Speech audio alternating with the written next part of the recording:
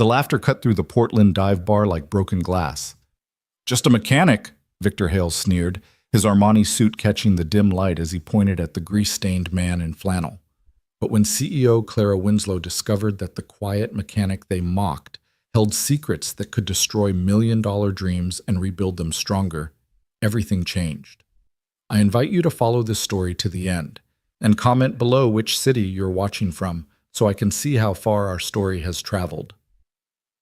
The rain hammered against the grimy windows of Murphy's Tavern, a dive bar tucked between a pawn shop and a 24-hour laundromat on the forgotten edge of Portland's industrial district. Inside, the air hung thick with cigarette smoke and the sour smell of spilled beer, while a jukebox in the corner wheezed out classic rock hits from 3 decades past. It was the kind of place where construction workers came to wash away the day's labor, where truckers stopped between hauls, and where men like Ethan Cole could sit quietly at the bar without anyone asking questions. Ethan hunched over his whiskey, his broad shoulders curved inward as if shielding himself from the world. Engine grease still darkened the creases of his hands, despite 3 rounds of scrubbing, and his flannel shirt bore the permanent stains of honest work. At 38, his face carried lines that told stories of sleepless nights and heavy decisions, though his eyes, a startling shade of green, held a depth that suggested there was more to him than the calluses on his palms. "Another one, Ethan?" Murphy, the bar's owner and a Vietnam vet with arms like tree trunks, already had the bottle tilted over Ethan's glass. "Just water after this," Ethan replied, his voice low and measured. "Sophie's got a science project due tomorrow. Promised I'd help her with the calculations." Murphy's weathered face softened at the mention of Ethan's daughter. "That kid's lucky to have you. Not many fathers would turn down a Friday night for homework." "She's all I've got," Ethan said simply, taking a small sip of his whiskey. "Everything else can wait." The tavern door burst open, bringing with it a gust of cold October air and the sound of expensive laughter. 5 men in tailored suits stumbled in, their voices loud with the confidence that came from corner offices and 6-figure bonuses. They commandeered a table near the center of the bar, their presence immediately shifting the atmosphere like oil spreading over water. "Jesus, what a dump," one of them announced, not bothering to lower his voice. He was tall and lean with perfectly styled dark hair and a watch that probably cost more than most people in the bar made in 3 months. This was Victor Hale, though Ethan didn't know his name yet, only that he carried himself with the kind of arrogance that came from never having dirt under his fingernails. "Come on, Victor," another suit laughed, loosening his tie. "You said you wanted authentic." "This is authentic Portland." "Authentic smell, maybe," Victor wrinkled his nose, pulling out a handkerchief to wipe down his chair before sitting. "Look at these people. This is what happens when you don't go to college, gentlemen. You end up drinking your paycheck in places like this." The regular patrons shifted uncomfortably, some turning away, others gripping their glasses a little tighter. Ethan remained still, his eyes fixed on the amber liquid in his glass. "Hey, barkeep!" Victor snapped his fingers at Murphy. 5 whiskeys. And make them doubles, real whiskey, not whatever rotgut you're serving these guys." Murphy's jaw tightened, but he reached for a bottle of Jameson. In a place like this, money was money, even when it came with an attitude. "Look at that guy," Victor Stage whispered to his companions, nodding toward Ethan. "Probably hasn't seen a shower in days." "What do you think he does? Garbage collector? Ditch digger?" "Mechanic, by the looks of those hands," one of his friends offered, squinting through designer glasses. "A mechanic!" Victor slapped the table, laughing. "Perfect! Hey, mechanic!" Ethan didn't turn. "Hey! Grease monkey, I'm talking to you." Slowly, deliberately, Ethan set down his glass and turned to face them. His expression was neutral, almost peaceful, but there was something in his eyes that should have warned them. "Can I help you?" he asked quietly. "Yeah, you can help us settle a bet," Victor grinned, showing teeth that had been professionally whitened to an unnatural brightness. "My friend here thinks you make, what, $30,000 a year? I'm betting it's less. 25 tops. Am I right?"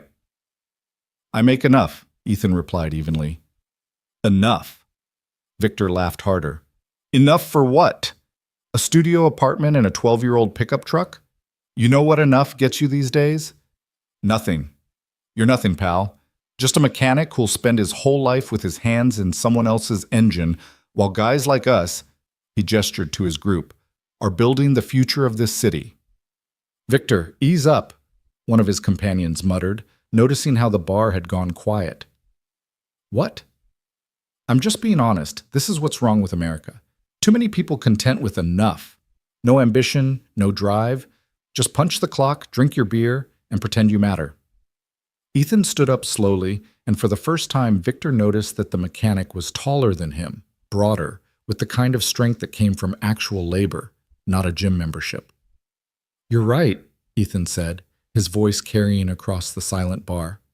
I am just a mechanic. I fix things that are broken. I make sure people can get to work, take their kids to school, visit their families. It's not glamorous, but it's honest. And at the end of the day, I can look my daughter in the eye and know I earned every dollar in my pocket. He pulled out a $20 bill, worn soft from use, and placed it on the bar. This covers my drink and theirs, he told Murphy. They're going to need it more than they think. What's that supposed to mean? Victor stood up, his face flushing red. Ethan moved toward the door, then paused. That tie you're wearing. The pattern. It's a Hermes, probably cost you $800. But it's a fake. A good fake, but fake nonetheless. The threading pattern is off by 0.5 millimeter. Most people wouldn't notice, but I spent 3 years working in a shop that restored vintage luxury items before I became just a mechanic. Victor's hand went involuntarily to his tie, his mouth opening and closing like a fish.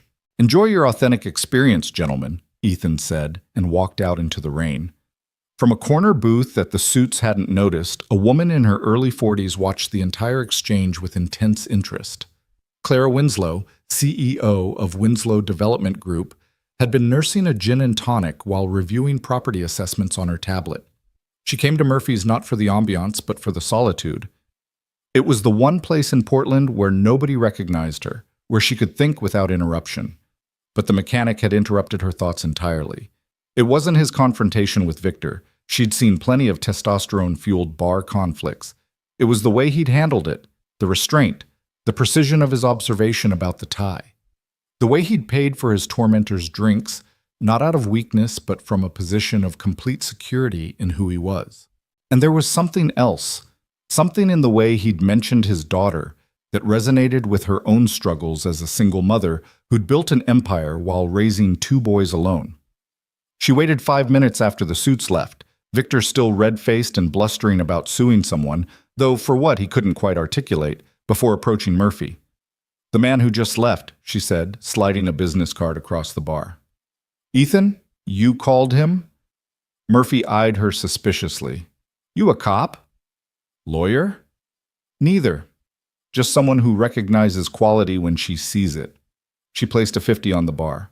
Does he come here often? Most Fridays after work. Always leaves early. Good man. Ethan Cole. Keeps to himself. Never causes trouble. Takes care of his kid after her mother split 5 years back. Cole? Clara repeated, filing the name away. The shop where he works? Cole's Auto on Division. His own place. Does good work. Fair prices. Fixed my transmission last year for half what the dealership wanted. Clara thanked him and headed for the door, her mind already turning. She'd built her company by recognizing potential where others saw problems, by finding value in unexpected places. And something about Ethan Cole, the way he'd studied that tie, the quiet authority in his voice, the mention of restoration work, suggested there was more to his story. Meanwhile, Ethan drove through the wet streets in his 2008 Ford F-150, the wipers squeaking against the windshield. He'd bought the truck used when Sophie was 5, the year Angela left, the year everything changed. It wasn't pretty, but it was reliable, and reliability mattered more than appearance when you were the only parent a kid had left.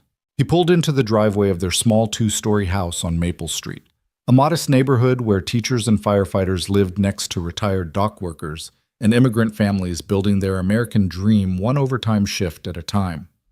The porch light was on. Sophie always turned it on when she was home alone, even though he'd installed a state-of-the-art security system that had cost him 3 months of savings. Dad! Sophie's voice rang out before he'd even closed the front door. She bounded down the stairs, her dark hair flying behind her, still wearing her school uniform from St. Mary's Academy. "Hey, Butterfly Shaw," he said, catching her in a hug.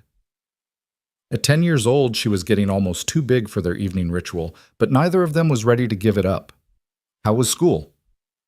"Mr. Henderson says my project proposal is too ambitious. He thinks I should do something simpler, like a volcano or a solar system model." "What did you propose?" "A working model of a self-cleaning water filtration system using principles of biomimicry." "I got the idea from that documentary we watched about how wetlands naturally purify water." Ethan smiled, pride warming his chest. "And what did you tell Mr. Henderson?" "That simple is for people who don't want to change the world." "That's my girl. Come on, let's look at those calculations. But first, dinner. Can't change the world on an empty stomach." They moved to the kitchen, where Ethan had started a pot of chili in the slow cooker that morning. It was one of their Friday traditions. He'd prep it before work, and it would be ready when they got home. As they ate, Sophie chattered about her day, her best friend Maria's birthday party next week, and the new book series she'd discovered about girl inventors. "Dad, why don't you ever talk about what you did before the shop?" The question caught him off guard, though he'd been expecting it for years. Sophie was too smart, too observant not to notice the things that didn't quite fit. The architecture books on their shelves, the blueprints he sometimes sketched late at night when he thought she was asleep, the way he could explain complex mathematical concepts that had nothing to do with fixing cars. "What brought this on?" he asked, buying time. "Maria's mom said something weird when she picked me up yesterday. She said it was a shame about what happened with your career, but she wouldn't tell me what she meant." Ethan sighed, setting down his spoon. "Before you were born, before I opened the shop, I did something different. I designed buildings. Like an architect?" "Exactly like an architect. I went to MIT, actually. Graduated summa cum laude." Sophie's eyes widened. "MIT? Dad, that's huge. Why didn't you tell me?" "Because it doesn't matter anymore. What matters is what I do now. Taking care of you, keeping the shop running, making sure you have everything you need." "But why did you stop?" Ethan chose his words carefully. "When your mom left, I had to make a choice. My architecture firm wanted me to travel constantly, work 80-hour weeks, be available at all hours. Or I could open the shop, set my own hours, and be here for you every day. It wasn't a hard choice." "Do you miss it? Designing buildings?" "Sometimes," he admitted, "but I'd make the same choice again in a heartbeat." Sophie was quiet for a moment, processing. "Is that why you sketch at night?" "I've seen you when you think I'm asleep." Nothing got past this kid. "Old habits die hard." "Can I see them?" "Your sketches?" Ethan hesitated, then nodded. They cleared the dinner dishes together, then he led her to his bedroom, to the closet she'd never seen him open. Inside, neat stacks of sketchbooks lined the shelves, dated by year. He pulled out the most recent one. "These are just ideas," he said, opening it to a random page. "Things that float through my head." Sophie gasped. The page showed a detailed drawing of a building that seemed to grow from the earth itself, with living walls and water features that doubled as natural cooling systems. Notes in Ethan's precise handwriting covered the margins, calculations for load-bearing walls, sustainable material lists, energy efficiency ratings. "Dad, this is incredible. It's like the building is alive." That was the idea. Buildings that don't just sit on the land but work with it, that give back more than they take. "Why don't you build this?" "Because designs are just dreams on paper without someone willing to pay for them. And people with that kind of money don't hire mechanics who used to be architects. They hire firms with reputations, connections, insurance policies worth millions." "That's stupid," Sophie said flatly. "That's business, Butterfly." They spent the next 2 hours working on her science project, Ethan guiding her through the calculations for water flow rates and filtration efficiency. She had her mother's quick grasp of concepts, but Ethan's persistence when things got difficult. Angela had been brilliant but mercurial, giving up when things didn't come easily. Sophie had learned, perhaps too young, that the best things required work. After Sophie went to bed, Ethan sat in his small office, really just a converted breakfast nook, and opened his laptop. He had 3 emails from clients about their cars, one from Sophie's teacher about the upcoming parent-teacher conference, and one from an address he didn't recognize. The sender was Clara Winslow. "Mr. Cole," it read, "I was at Murphy's tonight and witnessed your interaction with those gentlemen. I'm interested in discussing a potential opportunity that might utilize skills beyond automotive repair. If you're amenable, I'll be at Cafe Volta on Sunday at 2 p.m. I understand if you're not interested, but I believe we might have mutually beneficial things to discuss. Clara Winslow, CEO, Winslow Development Group." Ethan read it 3 times. Winslow Development was one of the biggest firms in Portland, known for sustainable urban projects that actually delivered on their promises. He'd followed their work from afar, admiring how they balanced profit with genuine environmental consciousness, and now their CEO wanted to meet with him. He closed the laptop without responding. Whatever Clara Winslow wanted, it would complicate his carefully ordered life. He'd learned the hard way that opportunity often came dressed as disaster, making promises it couldn't keep. But as he lay in bed that night, listening to the rain against the windows, he couldn't stop thinking about the email, about the woman who'd been watching from the corner booth, who'd seen through the scene at the bar to something else, about the sketches hidden in his closet and the dreams he'd buried with them. At 2 a.m., he got up and opened the laptop again. Before he could talk himself out of it, he typed a simple response. "I'll be there." Saturday passed in a blur of oil changes and brake repairs. Ethan threw himself into the work, trying not to think about tomorrow's meeting. Sophie spent the day at Maria's house, working on their science projects together, and Ethan was grateful for the distraction of having the shop to himself. "You're going to strip that bolt if you keep at it like that," a voice said from the doorway. Ethan looked up to find Tom Reeves, a contractor who'd been bringing his trucks to the shop for 5 years. Tom was one of the few people who knew about Ethan's past. They'd actually worked on a project together 15 years ago, before everything fell apart. "Long day," Ethan said, easing off the wrench. "Long something. Heard Victor Hale got his ass handed to him at Murphy's last night." "You know Victor." "Everyone in construction knows Victor. He's Pinnacle Development's new VP of Acquisitions. Cocky son of a bitch who thinks a Harvard MBA means he knows everything about building.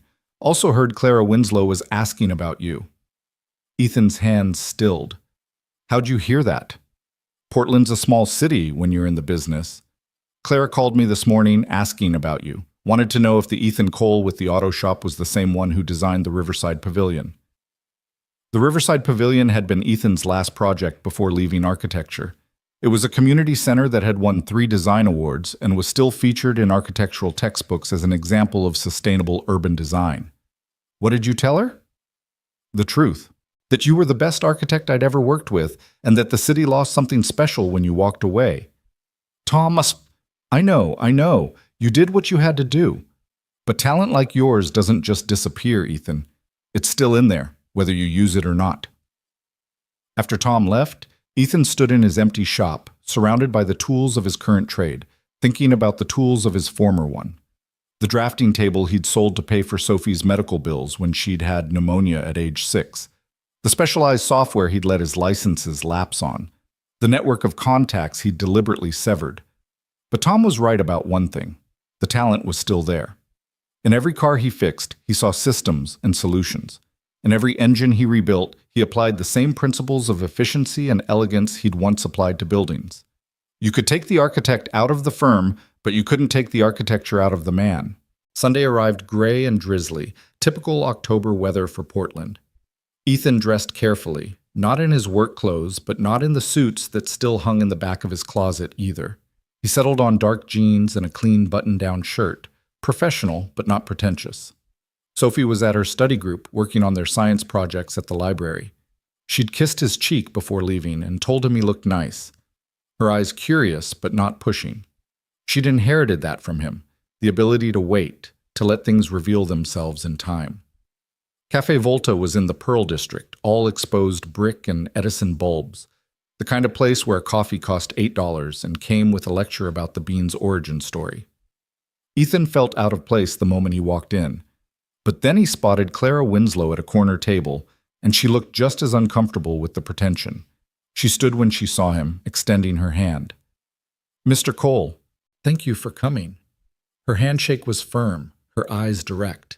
Up close, he could see the streaks of silver in her brown hair that she hadn't bothered to dye, the laugh lines that suggested she'd found joy despite whatever struggles had put the steel in her spine. "Miss Winslow, I have to admit, I'm curious why you wanted to meet. Straight to the point.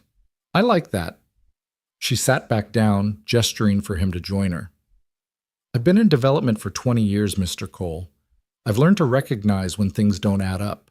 A mechanic who spots fake Hermes ties, who restores vintage luxury items, who speaks with the precision of someone used to making every word count. That's a story with missing pieces. Everyone has a past. True. But not everyone's past includes graduating summa cum laude from MIT's School of Architecture and Design." Ethan's coffee cup paused halfway to his lips. "You've done your homework." "I have. The Riverside Pavilion, the Hartley Building, the proposed Sky Garden project that would have revolutionized urban green spaces if it had been built. You were being called the future of sustainable architecture, and then you just disappeared." "I had my reasons." "Your daughter, Sophie, isn't it? Your wife left when she was 5, and you chose fatherhood over fame, opened an auto shop to have stable hours and be present for her. If you know all this, why am I here?" Clara leaned forward. "Because I have a problem that needs exactly the kind of mind that can see both the forest and the trees, that understands systems and sustainability, that can take something broken and not just fix it, but make it better. And because I think you have a problem too, a brilliant mind that's slowly suffocating under the weight of oil changes and brake jobs. I'm content with my life. Content and fulfilled are two different things." She pulled out a tablet, swiping to bring up a series of images. "Do you know the Riverside Complex?" Ethan knew it. Everyone in Portland knew it. 40 acres of contaminated industrial land along the Willamette River, poisoned by decades of chemical manufacturing. Multiple developers had tried to tackle it, but the cleanup costs always exceeded the potential profits. Victor Hale, yes, your friend from the bar, has convinced Pinnacle Development to partner with us on a project there. They bring the capital, we bring the expertise. The plan is to cap the contamination, build luxury condos on top, and market them as riverfront paradise. That's insane. Capping doesn't solve the problem. It just hides it. The first major flood, and you'll have toxic soup spreading through the entire development. I know. Claire's eyes gleamed. Victor doesn't. Neither does Pinnacle's board. They see dollar signs, waterfront property at bargain prices because of the contamination. They're pushing to start construction within 6 months. Why are you telling me this? Because I believe there's a better way, a right way. But I need someone who can see it, design it, and more importantly, explain it in terms that make financial sense to people who care more about quarterly returns than quarterly centuries. You have architects on staff. I have architects who've learned to color inside the lines, to give clients what they want rather than what they need. I need someone who remembers why we build in the first place, not just to make money, but to create spaces where people live, work, thrive.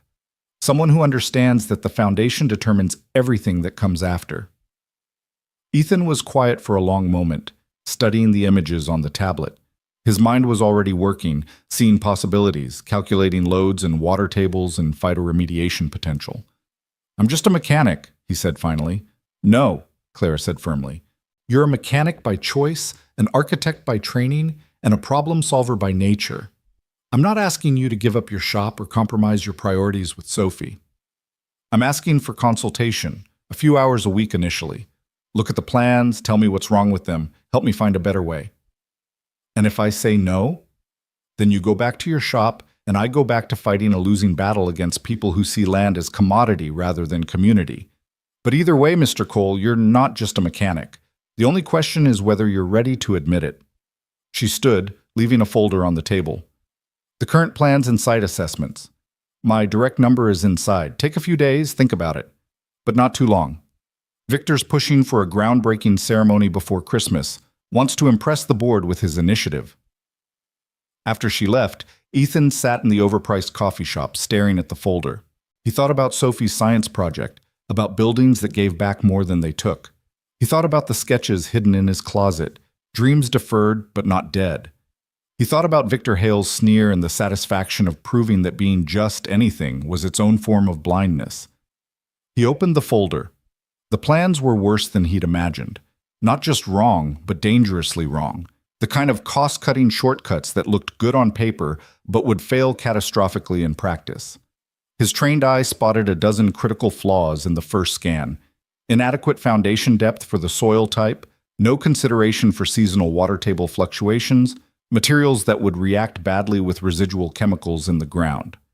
But beneath the problems, he saw potential. The site's contamination was primarily heavy metals and petroleum products, treatable with the right approach. The river access could be an asset if properly managed. The proximity to downtown made it valuable for more than just luxury condos. His phone buzzed. Sophie texting from the library. "Dad, my project is going amazing!" "Maria's mom says I think like an engineer. Wonder where I get that from?" Ethan smiled, tucking the folder under his arm. Maybe it was time to stop hiding who he'd been. Maybe showing Sophie that you could be more than one thing, that life was about both choices and changes, was just as important as showing her how to be steady and reliable. That evening, after Sophie was asleep, Ethan spread the plans across his dining room table. He pulled out pencils he hadn't touched in years, graph paper that had yellowed at the edges, and began to sketch, not just pointing out what was wrong, but showing what could be right. By dawn, he had 20 pages of notes and preliminary drawings. A vision for something revolutionary, not luxury condos that ignored the land's history, but a mixed-use development that would actively heal the contamination while providing affordable housing, commercial space, and public parks. It would cost more initially, but save millions in long-term liability and maintenance. More importantly, it would transform a poisoned wasteland into a living, breathing part of the city. He photographed everything and emailed it to Clara with a simple message. "We need to talk. And bring someone who can stand up to Victor Hale, because he's going to hate every word of this." The response came back within an hour. "Tomorrow, 7 a.m., my office." "And Mr. Cole? I've been standing up to men like Victor my entire career. The question is whether you're ready to stand with me." Ethan looked at his work clothes hanging on the back of the door, then at the sketches covering his table. For 5 years, he'd been just a mechanic, and it had been enough. But Sophie was right. Simple was for people who didn't want to change the world. Maybe it was time to be complicated again. The next morning arrived too quickly, and Ethan found himself standing outside the Winslow Development Group building at 6:45 a.m., 15 minutes early, out of habit. The structure was everything he'd expected from Clara's company, renovated rather than demolished, with original 1920s brickwork preserved alongside modern glass additions that somehow complemented rather than competed with the historic elements. It was architecture that told a story of respect for what came before while embracing what could come next. "Mr. Cole," Clara's assistant, a young man with kind eyes and an efficient manner, greeted him in the lobby. "Ms. Winslow is expecting you, 12th floor." The elevator ride gave Ethan time to second-guess himself. What was he doing? He had a stable life, a thriving business, a daughter who needed consistency. But then he thought about Sophie's face when she'd seen his sketches, the pride in her eyes when she'd said, "Dad, this is incredible." Maybe showing her that dreams didn't have to die, just transform, was worth the risk. Clara's office occupied a corner of the top floor, with windows facing both the river and Mount Hood in the distance. But what struck Ethan wasn't the view, it was the workspace itself. No pristine executive desk or intimidating conference table. Instead, drafting tables covered with plans, walls lined with project boards, and in one corner, a collection of hard hats with dates and project names written on them in Sharpie. "You actually work here," Ethan said, surprised. Clara looked up from where she was reviewing his emailed sketches, already printed and spread across her drafting table. "As opposed to... Most executives I knew had offices for show and did their real work elsewhere." "Then you knew the wrong executives." She gestured to a chair beside her. "These drawings. You did all of this last night." "I don't sleep much." "Neither do I. Occupational hazard of single parenthood." She traced a finger along one of his foundation designs. "This bioremediation system, it's brilliant. Using the contamination itself is part of the solution. Heavy metals can be extracted by certain plants, phytoremediation. The The petroleum products can be broken down by specifically cultivated bacteria. Instead of capping the problem, we solve it. It takes longer, costs more initially, but in 10 years you have clean land instead of a toxic time bomb. How long since you've drawn like this? 5 years, 6 months, and 12 days. Clara's eyebrows rose at the precision. The day I signed the papers to close my firm, Ethan explained, I told myself I was done with architecture. Yet you kept the drafting tools, and the books, and the subscriptions to 3 architectural journals that I read late at night when I can't sleep. He shrugged. You can leave the profession, but it doesn't leave you. No, it doesn't. Clara pulled up a chair beside him. Let me tell you what we're really facing here. Victor Hale has the Pinnacle board convinced that this Riverside project is their ticket to competing with the big West Coast developers. Quick turnaround, massive profit margins, minimal investment in actual remediation. They've already started marketing it. Riverside Luxe, they're calling it. Marketing what doesn't exist yet. Welcome to modern development. Sell the dream, worry about reality later. They've got a groundbreaking scheduled for December 15th, full media circus planned. The mayor's supposed to attend. That's 8 weeks away. 7 weeks and 5 days, actually. Victor's very precise about his timeline. He wants to be able to tell the board that he's ahead of schedule by year's end, position himself for a promotion to senior VP. And you're his partner in this? Clara's expression darkened. On paper. In reality, I've been fighting him every step of the way. But I'm outnumbered and outmaneuvered. Pinnacle has more capital, more political connections.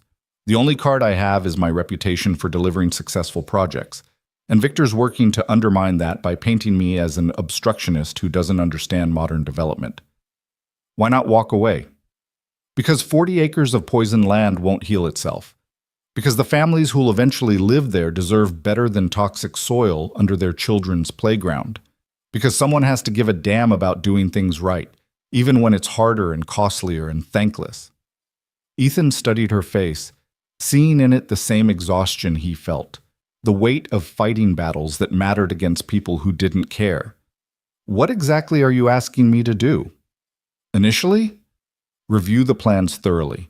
Document every flaw, every danger, every corner cut. Give me ammunition that even Pinnacle's board can't ignore. But more than that. She pulled out a contract. I want you as a consultant, not full-time. I know you have the shop and Sophie, but 20 hours a week, your own schedule, working directly with me to develop an alternative proposal. And if Victor objects, he will. Loudly and probably profanely. But here's the thing about Victor. He's all flash, no foundation. He can sell ice to Eskimos, but he can't tell you the load-bearing capacity of that ice or whether it'll last through summer. The board tolerates him because he makes them money, but they're not stupid. If we can show them that his plan is genuinely dangerous, that the liability could destroy them. She smiled, and it was sharp as winter wind. Well, even greed has its limits when faced with bankruptcy. Ethan read through the contract. The pay was more than he made in a month at the shop for a week's worth of consulting. It included provisions for flexible hours, no travel requirements, and a clause that specifically stated his work would focus on sustainable remediation solutions. This is generous, he said. It's fair. You're not just bringing architectural expertise, you're bringing fresh eyes, uncompromised vision, and most importantly, you have no political debts to anyone in this city's development community. You can say things my staff can't, see things they've been trained to overlook. When would you need an answer? Now would be good. Victor's presenting his accelerated timeline to both boards tomorrow. I'd like to counter with concerns backed by someone whose credentials he can't dismiss. Ethan thought about Sophie, about the shop, about the comfortable routine he'd built. Then he thought about buildings rising from poisoned ground, about families trusting that someone had done the right thing, about his daughter learning that integrity meant standing up even when sitting down was easier. He signed the contract. Good, Clara said, but before she could continue, her phone buzzed. She glanced at it, and her expression shifted from satisfaction to concern. Victor's here. He wasn't supposed to be in until noon. Want me to leave? No. Actually, this might be perfect. Let's see how he reacts to you being here. Just remember, he doesn't know yet that you're working with me." The door burst open without a knock. Victor Hale stood there in a suit that probably cost more than most people's monthly rent, his face already red with whatever rage had driven him here early. "Clara, we need to—" He stopped mid-sentence, seeing Ethan. His expression cycled through confusion, recognition, and then fury. "What the hell is the grease monkey doing here?" "Mr. Cole is consulting on the Riverside project," Clara said calmly. "Cole?" Victor laughed, but it was ugly. "The mechanic? You hired a mechanic to consult on a $40 million development?" "I hired an MIT-trained architect with 15 years of experience in sustainable development who happens to currently run an automotive shop," Clara corrected. "Mr. Cole designed the Riverside Pavilion, among other notable projects." The color drained from Victor's face, then rushed back twice as red. "That's impossible. I would have known—" "Would you?" Ethan asked quietly. "Just like you knew that Hermes tie was authentic?" "You son of a—" "Careful, Victor," Clara warned. "You're in my office, talking about my consultant.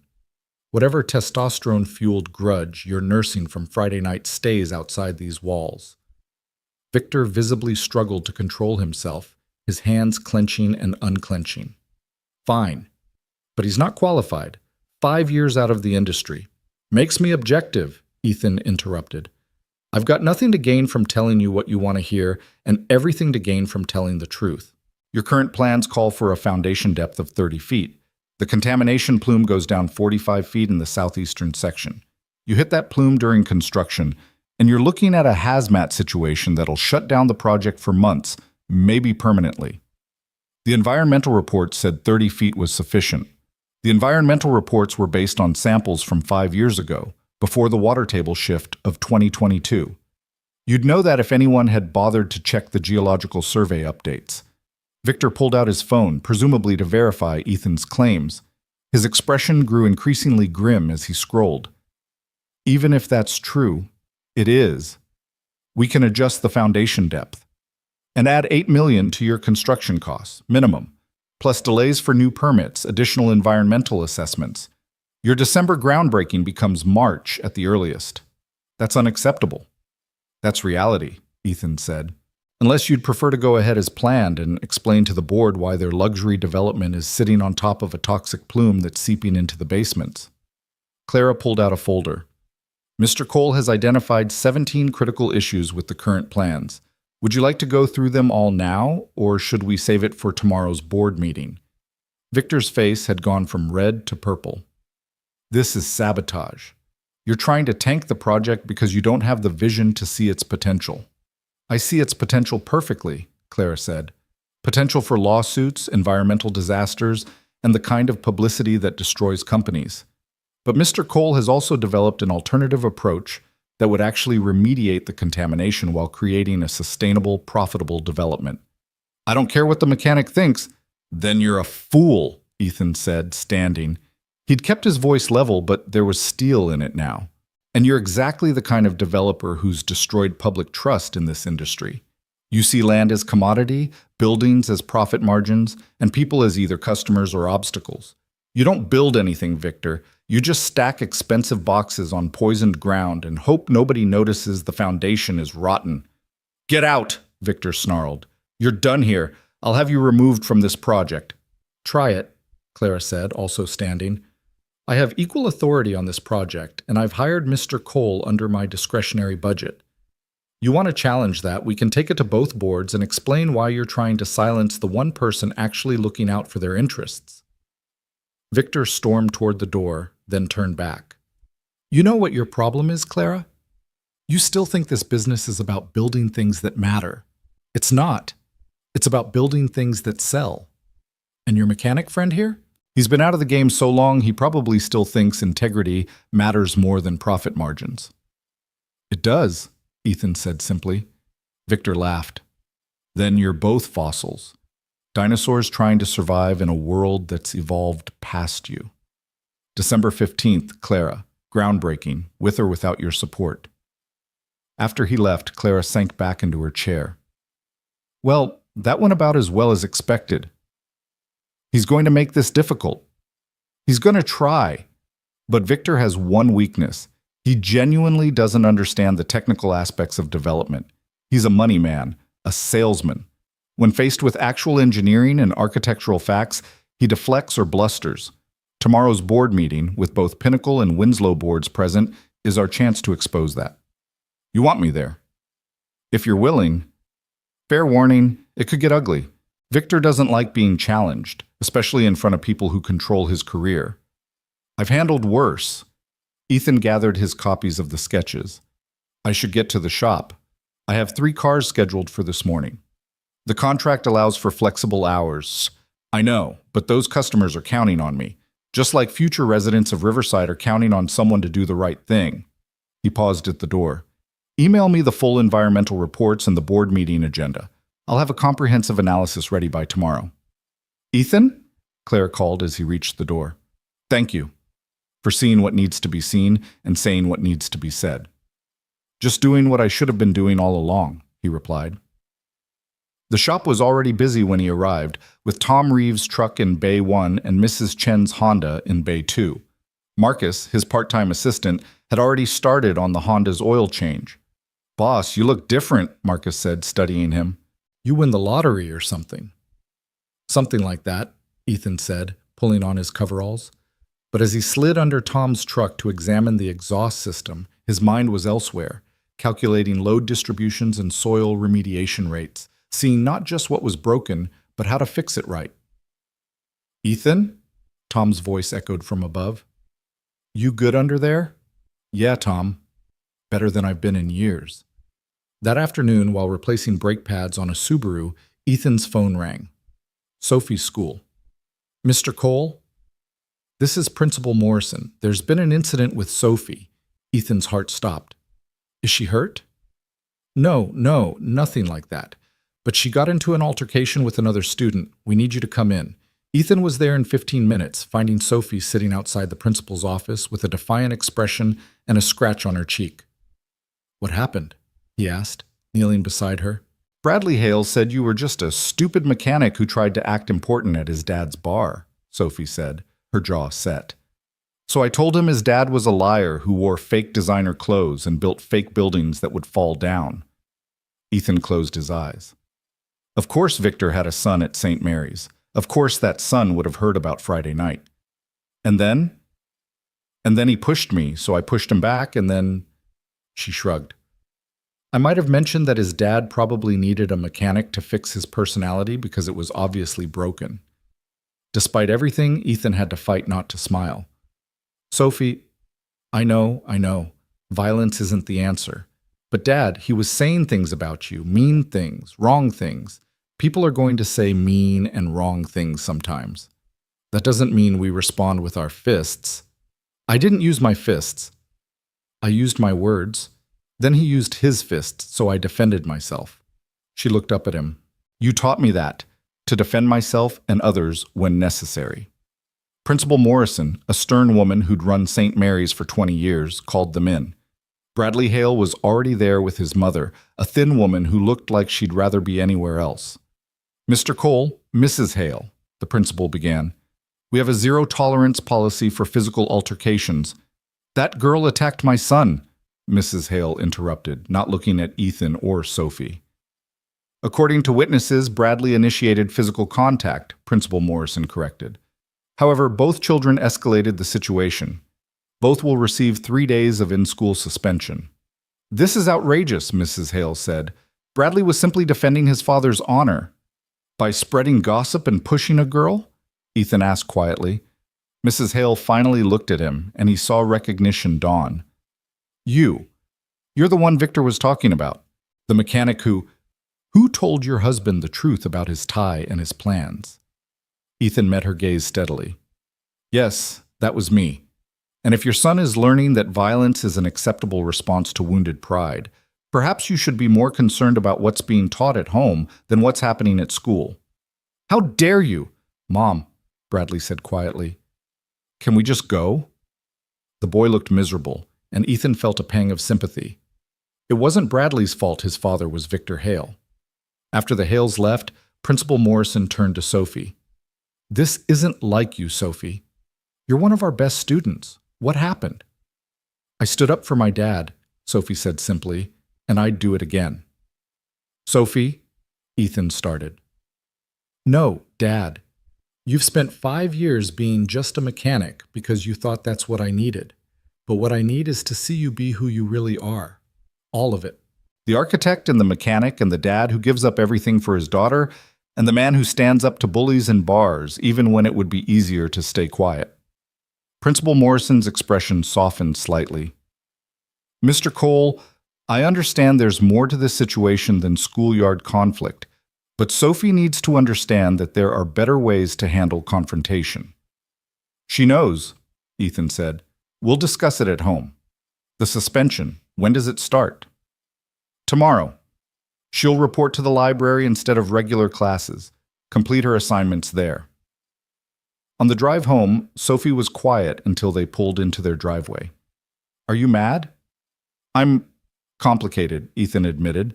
Mad that you got into a fight. Proud that you stood up for what's right. Worried about what this means for your school experience. Bradley Hale is a jerk, but he's not dangerous. He's just repeating what his dad says. And his dad says a lot of things. Ethan turned to face her. Sophie, there's something I need to tell you. I'm working with Clara Winslow now, consulting on a project that Victor Hale is also involved in. Things might get difficult. More difficult than me being suspended? Differently difficult. Victor doesn't like being challenged, and I'm about to challenge him very publicly. Sophie grinned. Good. Someone should. And Dad? That stuff I said to Bradley about his dad's buildings falling down? Was I right? If built according to his current plans, they wouldn't fall, but they'd slowly poison everyone living in them. Then stop him. It's not that simple. Yes, it is, Sophie said firmly. You know what's right and what's wrong. You have the skills to prove it, so prove it. Show everyone that being just a mechanic doesn't mean you don't matter. Show them what I've always known, that you're extraordinary. That evening, after Sophie had finished her homework, suspension or not, academics came first, Ethan spread out all the Riverside documents on the dining room table. He had less than 24 hours to prepare for the board meeting, to condense 5 years of suppressed expertise into a presentation that could stop Victor's dangerous plan. Sophie brought him coffee at 10 p.m., one of their role reversals that had started when she was 8, and determined to be helpful. What's that? She asked, pointing to a series of calculations. Water table fluctuation models. See, the contamination isn't static. It moves with groundwater flow. Victor's plan ignores that movement. So the poison would spread? Potentially, or rise during flood seasons. His cap solution is like putting a Band-Aid on an infected wound without cleaning it first. And your solution? Ethan pulled over his sketches. Biological remediation. Plants that absorb heavy metals. Bacteria that break down petroleum products. Combined with structured water management that prevents spread while treatment occurs. It would take 3 years instead of 6 months, but at the end the land would actually be clean. Sophie studied the drawings. It's like my water filtration project, but huge. Exactly like that. Natural system solving human-made problems. Dad? Can I come tomorrow? To the board meeting? It's during school hours. Well, suspension hours. Educational experience? Please? I promise I'll be quiet. Ethan considered. Maybe seeing her father fight for something that mattered would be worth more than a day in the library. Fine. But you dress professionally and stay silent unless asked a direct question. Deal. They worked together until midnight, Sophie asking questions that helped Ethan refine his explanations, making complex concepts accessible. She had a gift for seeing to the heart of things, for understanding not just how things worked, but why they mattered. The next morning, Ethan dressed in his only remaining suit, the one he'd worn to his last architectural presentation 5 years ago. It still fit, mostly, though his shoulders were broader from years of manual labor. Sophie wore her best school uniform with a blazer she'd borrowed from Maria. "We look good," she declared, checking them both in the mirror. "We look ready," Ethan corrected, though he wasn't sure that was true. The meeting was at Pinnacle's headquarters, a gleaming tower of glass and steel that screamed money and power. Ethan hadn't been in a building like this since leaving architecture, and the familiar smell of expensive coffee and leather furniture brought back memories he'd worked hard to bury. Clara met them in the lobby, her eyebrows rising at Sophie's presence. Educational experience, Ethan explained. I like it. Nothing says, think about the future, like having an actual child present. She handed him a folder. Victor's been working the room already, painting you as a disgruntled former architect with a grudge. Be ready for hostility. The boardroom was on the 40th floor with views of the entire city. 20 people sat around a massive oak table, 10 from Pinnacle's board, 8 from Winslow's, and Victor with his assistant. They all turned when Ethan entered, their expressions ranging from curiosity to outright disdain. Ladies and gentlemen, Victor said, not bothering to stand, the mechanic has arrived. And he brought his daughter. How quaint. Mr. Cole is here at my request, Clara said firmly. His analysis of the Riverside project has revealed critical issues that need addressing. His analysis? Victor laughed. He's been out of architecture for 5 years. He fixes cars, for God's sake. I fix broken things, Ethan said, moving to the presentation screen. Cars, buildings, plans that will poison families. It's all about understanding systems and solving problems correctly rather than quickly. He pulled up his first slide, a cross-section of the Riverside site showing contamination plumes.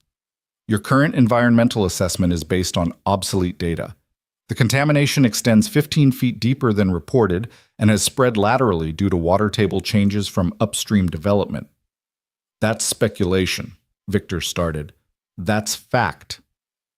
Ethan pulled up the geological surveys, the dates highlighted. These are public records, available to anyone who bothers to look. Your plan to cap the contamination at 30 feet will fail within 18 months, likely sooner if we have a wet winter. He moved through slide after slide, each one documenting a flaw, a shortcut, a danger. The board members began shifting uncomfortably, some taking notes, others shooting glances at Victor, who was growing redder by the minute.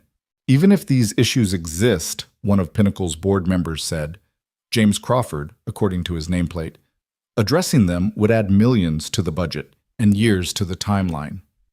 Or, Ethan said, pulling up his alternative designs, we could do it right the first time. The room went quiet as he revealed his vision for Riverside. Not just luxury condos, but a mixed-use development that would actively heal the land while providing housing across economic brackets. Parks that were actually bioremediators, buildings that breathed with living walls, infrastructure that worked with nature rather than against it. The initial cost is 12% higher, he admitted, but operational costs are 40% lower. More importantly, you're not building on a time bomb. You're creating something that will last generations, appreciate in value, and most importantly, won't result in lawsuits when families start getting sick from toxic exposure. This is fantasy, Victor spat. Hippie architecture that sounds good in theory, but fails in practice. Like the Riverside Pavilion failed, Ethan asked quietly. That hippie architecture has won 3 international awards and has the lowest operational costs of any community center on the West Coast. You designed the Riverside Pavilion? Crawford asked, his interest clearly piqued. Among other projects, yes. Then why are you fixing cars? Ethan glanced at Sophie, who was watching everything with intense focus. Because sometimes life requires us to choose between ambition and obligation. I chose obligation. But that doesn't mean I forgot everything I learned or stopped caring about building things that matter. Mr. Cole, another board member spoke up, Patricia Wong from Winslow's board. Your proposal is intriguing, but the timeline concerns me.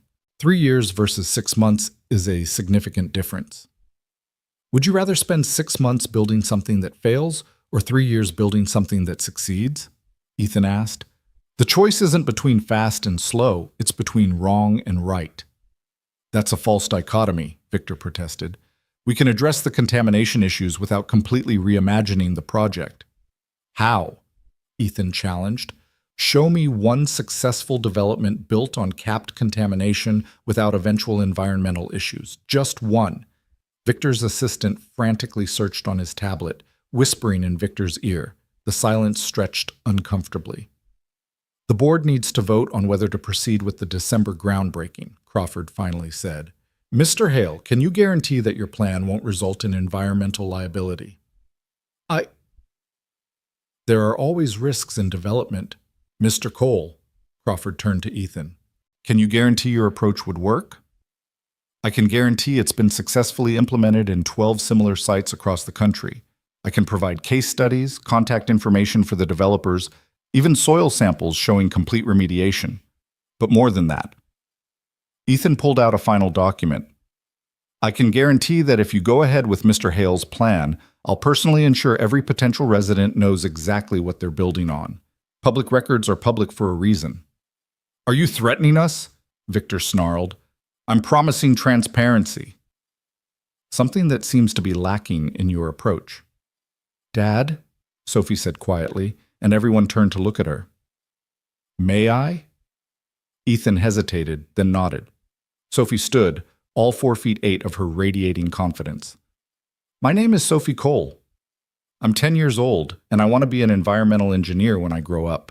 I've been studying biomimicry and phytoremediation for my science project, and I have a question for Mr. Hale.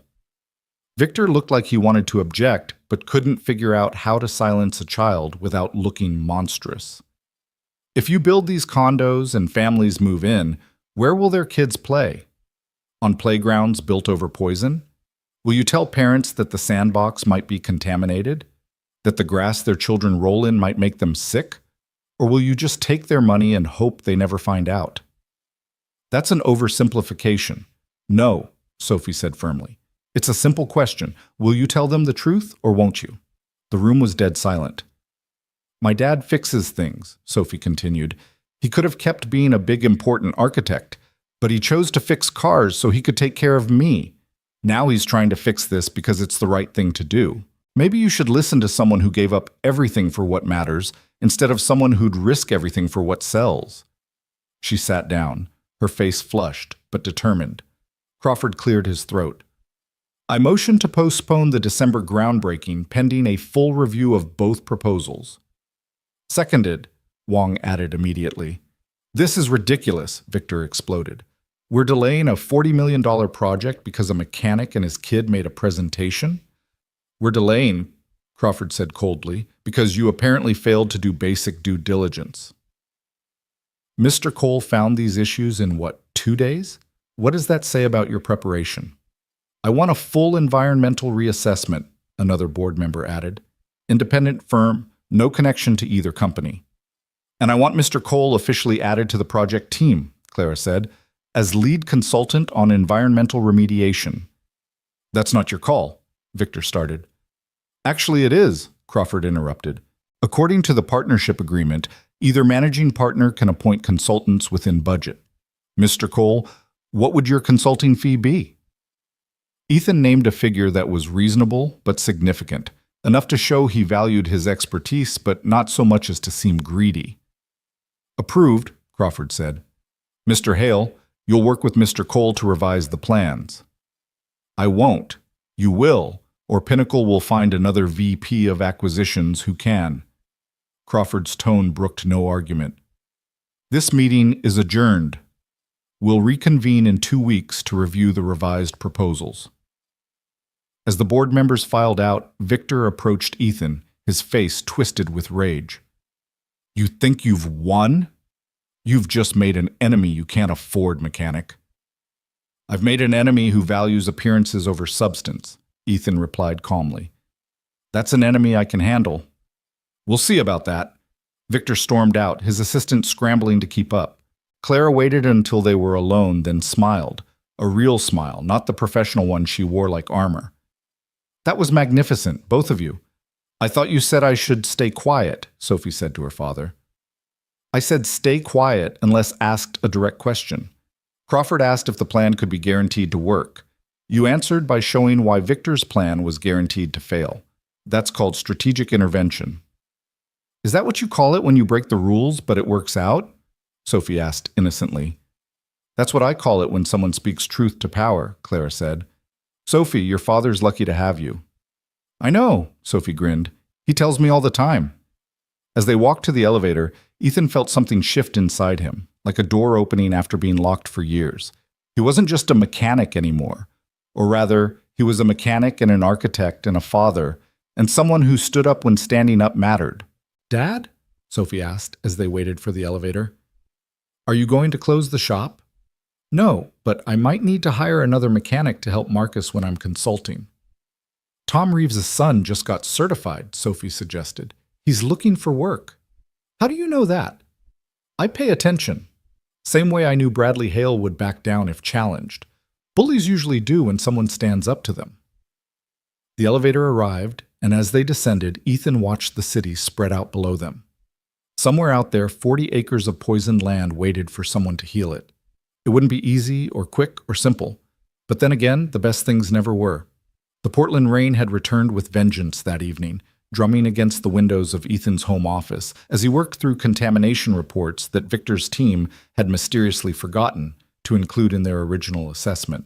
Sophie was at the kitchen table, her science project having evolved into something that looked suspiciously like a miniature version of his Riverside plans, complete with tiny plants and test tubes demonstrating phytoremediation. "Dad, how long does it take heavy metals to leach into groundwater?" she called out. "Depends on soil composition and rainfall," he answered, not looking up from his calculations. "Why?" "I'm adding a timeline component to my project. Mr. Henderson says it's too advanced, but I told him real science doesn't care about grade levels." The doorbell rang, unusual for 8 o'clock on a Tuesday night. Ethan found Clara standing on his porch, soaked despite her umbrella, holding a bottle of wine and wearing an expression that mixed exhaustion with determination. "We need to talk," she said. "Victor's been busy." Ethan let her in, noticing how she seemed smaller outside her CEO armor, more human in jeans and a rain-spotted sweater. Sophie looked up from her project with interest. "Miss Winslow, are you here about the bad man who wants to poison people?" "Sophie," Ethan warned. "What? That's what he's doing, isn't it?" Sophie turned back to Clara. "Would you like some coffee? Dad makes really good coffee when he's stressed." "I'd love some," Clara said, and Ethan could see her fighting a smile. While Ethan made coffee, Clara examined Sophie's project, asking questions that showed she understood the science as well as the business of development. Sophie explained her theories with the passionate precision of someone who'd inherited both her parents' intelligence, though she'd only known one of them long enough to recognize it. "Your daughter's brilliant," Clara told Ethan when Sophie finally went upstairs to finish homework. "She gets that from her mother," Ethan said automatically, then caught himself. "Sorry, habit." "No need to apologize. We all have our stories." Clara accepted the coffee gratefully. "Speaking of stories, Victor's been crafting one about you. He's spreading word that you're a failed architect who couldn't hack it in the real world, that you're trying to use this project to resurrect a dead career." Let him talk. It's more than talk. He's hired a private investigator to dig into your past. He's looking for anything to discredit you: failed projects, angry clients, personal scandals. Ethan sat down across from her. "He won't find much. I was boring even when I was successful." "What about your wife? Ex-wife?" "Angela's in Barcelona, last I heard. She's an artist, always was. Being tied to one place, one person, one life. It was killing her slowly. When she left, she said I'd turned her into someone she didn't recognize. She was probably right. That must have been difficult. The leaving was easy, actually. We'd been strangers living in the same house for years. The hard part was explaining to a 5-year-old why Mommy loved her but couldn't stay. Sophie used to sit by the window every evening, certain Angela would come back. She did that for 6 months before I finally convinced her that sometimes love means letting go. Clara stared into her coffee. "My husband died 8 years ago. Heart attack at his desk, working on a project he hated for people he despised. I found him there at midnight when he didn't come home. He was 39. I'm sorry." "Don't be. It taught me that life's too short to build things that don't matter. That's why I started Winslow Development, to prove that profitable and principled weren't mutually exclusive." She looked up at him. "That's why I need you on this project. You understand what I'm trying to do. What you're trying to do is admirable. But Victor's not going to stop. He sees this as a zero-sum game. Either he wins or you do.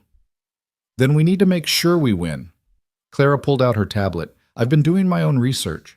Did you know Victor's last 3 projects all had environmental violations within 2 years of completion? How did he keep his job?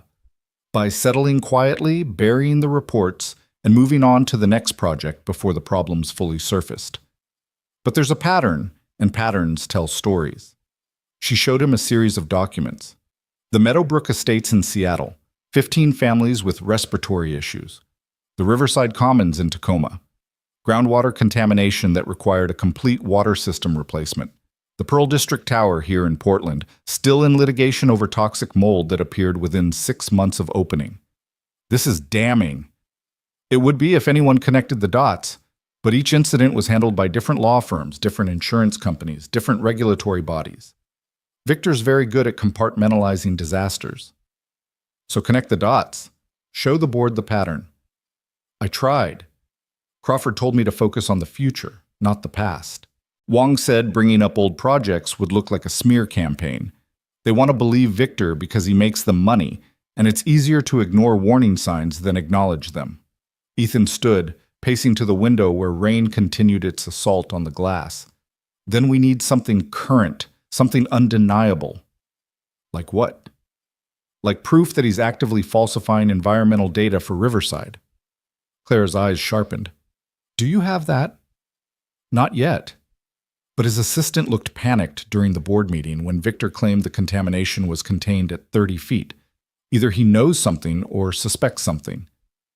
Marcus Chen, been with Victor for 2 years, came from an environmental consulting firm originally. Clara made a note. He might be persuadable if approached correctly. No. Ethan turned from the window. We don't manipulate people into doing the right thing. That makes us no better than Victor. Then what do you suggest? We keep documenting everything, every shortcut, every discrepancy, every place where the data doesn't match reality. And we build an alternative that's so clearly superior that even Victor's supporters can't ignore it. That's a long game. The best solutions usually are. Before Clara could respond, Ethan's phone rang. Unknown number, but something made him answer. Mr. Cole? This is Marcus Chen, Victor Hale's assistant? I need to talk to you. It's about the Riverside project. There are things you should know. Ethan met Marcus's eyes across the small cafe on Alberta Street, one of those places that served ethically sourced coffee and locally made pastries to people who could afford to care about such distinctions. Marcus looked like he hadn't slept in days, his usually precise appearance disheveled, his hands shaking slightly as he gripped his cup. Thank you for coming, Marcus said. I wasn't sure you would. You said there were things I should know. I'm listening. Marcus pulled out a flash drive, sliding it across the table like it was radioactive. The real environmental reports, not the edited versions Victor submitted to the board. Ethan pocketed the drive carefully. Why are you giving me this? Because I have a daughter too. She's 3. And when that little girl, Sophie, asked if Victor would tell parents the truth about the contamination, Marcus's voice broke slightly. I kept thinking about my daughter playing in a park built on poison, getting sick, and me knowing I could have prevented it. Victor will destroy you if he finds out. Maybe. But I'll be able to look my daughter in the eye. That's worth more than any job. What's on the drive? Everything. The original contamination reports showing plumes down to 60 feet in some areas. The geological surveys indicating unstable soil that would require massive reinforcement. The hydrologist's warning about seasonal flooding that would spread contamination throughout the development. And emails, Victor's emails directing the consultant to adjust the findings to support his timeline. Ethan felt his jaw tighten. This is criminal fraud. It's business as usual for Victor. He's done it before, always careful to maintain plausible deniability. But this time he got sloppy. He put too much in writing, pushed too hard for speed. Why? Marcus glanced around nervously. Pinnacle's board is considering a merger with a Chinese development firm. They want to show aggressive growth and minimal liabilities. Victor promised them Riverside would be profitable within 18 months. If he delivers, he becomes executive VP of the merged company. If he fails, he's gambling with people's lives for a promotion. He's gambling with everything, including mine, apparently. He had me followed after the board meeting, knows I've been asking questions. I'm supposed to be in Seattle right now at a conference, but I needed to give you this first. What will you do? Disappear for a while. My wife's family has a place in Vancouver. We'll stay there until this resolves one way or another. Marcus, this is evidence of criminal activity. You should go to the authorities. With what proof that I wasn't complicit? I've been Victor's assistant for 2 years. Everything goes through me. In his version of events, I'm the one who altered the reports. Marcus stood. Use the information however you need to. Just make sure it matters. Matters. After Marcus left, Ethan sat in the cafe for another hour, the flash drive feeling like it weighed 50 pounds in his pocket. He thought about calling Clara immediately, but something made him wait. This information was a weapon, but weapons needed to be used strategically, not emotionally. When he finally returned home, he found Tom Reeves's truck in his driveway and Tom himself in his garage, looking at the old drafting table Ethan had moved there years ago. "Heard you're back in the architecture game," Tom said without preamble. "Part-time consulting." "Bull. You're either in or out, Ethan. There's no halfway with you, never has been." "I have responsibilities. You have fear. There's a difference." Tom turned to face him. "You know what I see when I look at you? A man who's been hiding for 5 years, afraid that if he starts caring again, he'll lose everything again. You don't know. I know Angela leaving broke something in you. I know you retreated into this garage because cars are simpler than buildings, because machines don't abandon you when things get complicated. But Ethan, you're dying in here, slowly, quietly, but dying all the same. I'm fine. No, you're safe. And safe is killing you just as surely as Angela's restlessness killed her love for you." Tom moved toward the door, then paused. "That Clara Winslow, she sees it too. Sees what you could be if you'd stop being so afraid of what you were." After Tom left, Ethan stood in his garage, surrounded by the tools of his chosen trade, and admitted what he'd been denying for 5 years. He was afraid. Afraid of failing, afraid of succeeding, afraid of wanting something beyond the safe boundaries he'd built around his life. The flash drive sat on his workbench like an accusation. The information it contained could destroy Victor, save the Riverside Project, vindicate everything Ethan had been arguing. But using it meant stepping fully back into a world he'd abandoned, meant risking the quiet stability he'd built for Sophie. "Dad?" Sophie's voice came from the doorway. "You okay?" Complicated question, Butterfly. She came over and hugged him, her head now reaching his chest. "Is this about the bad man and his poison buildings?" "Partly." "And partly about Mom." Ethan looked down at her, surprised. "What makes you say that?" "Tom Reeves has a loud voice, and you always get sad when someone mentions her." Sophie pulled back to look at him. "Do you miss her?" "I miss who she was before she became unhappy. I miss who I was before I made her that way." "Did you make her unhappy?" "I wanted her to be something she wasn't. Satisfied with ordinary life, content with routine, happy in one place with one person. I loved her, but I loved my idea of her more than who she actually was." "That's why she left?" "That's why she had to leave. Staying was killing her spirit, and watching her spirit die was killing me. When she left, it hurt, but it was also a relief. We could both stop pretending." Sophie was quiet for a moment. "Miss Winslow doesn't seem like someone who pretends." "No, she doesn't. And you don't pretend anymore either. Except about being just a mechanic." Ethan pulled his daughter close. "When did you get so wise?" "Tuesdays and Thursdays, mostly. Sometimes Saturdays if I'm not busy with science projects." That night, after Sophie was asleep, Ethan plugged in the flash drive. What he found was worse than Marcus had indicated. Not just fraud, but systematic deception spanning multiple projects, all bearing Victor's digital signature. Emails discussing how to hide contamination, how to pressure inspectors, how to structure contracts to avoid liability when problems inevitably surfaced. One email thread particularly caught his attention. Victor discussing the Riverside Project with someone identified only as JL. "The mechanic is becoming a problem. Can you handle him the way you handled the Seattle situation?" The Seattle situation. Ethan searched through the files until he found it. a whistleblower named David Park who tried to expose contamination at Meadowbrook Estates. He'd been discredited through a manufactured scandal involving falsified drug tests and anonymous tips about embezzlement that turned out to be unfounded but destroyed his reputation anyway. Ethan's phone rang. Clara. "You need to see the news," she said without preamble. He turned on his laptop, navigating to the local news site. The headline made his stomach drop. Local mechanic under investigation for insurance fraud. The article was thin on facts but heavy on implication. Anonymous sources claimed Ethan had been inflating repair costs and billing insurance companies for work never performed. The investigation was preliminary, no charges filed, but the damage was done.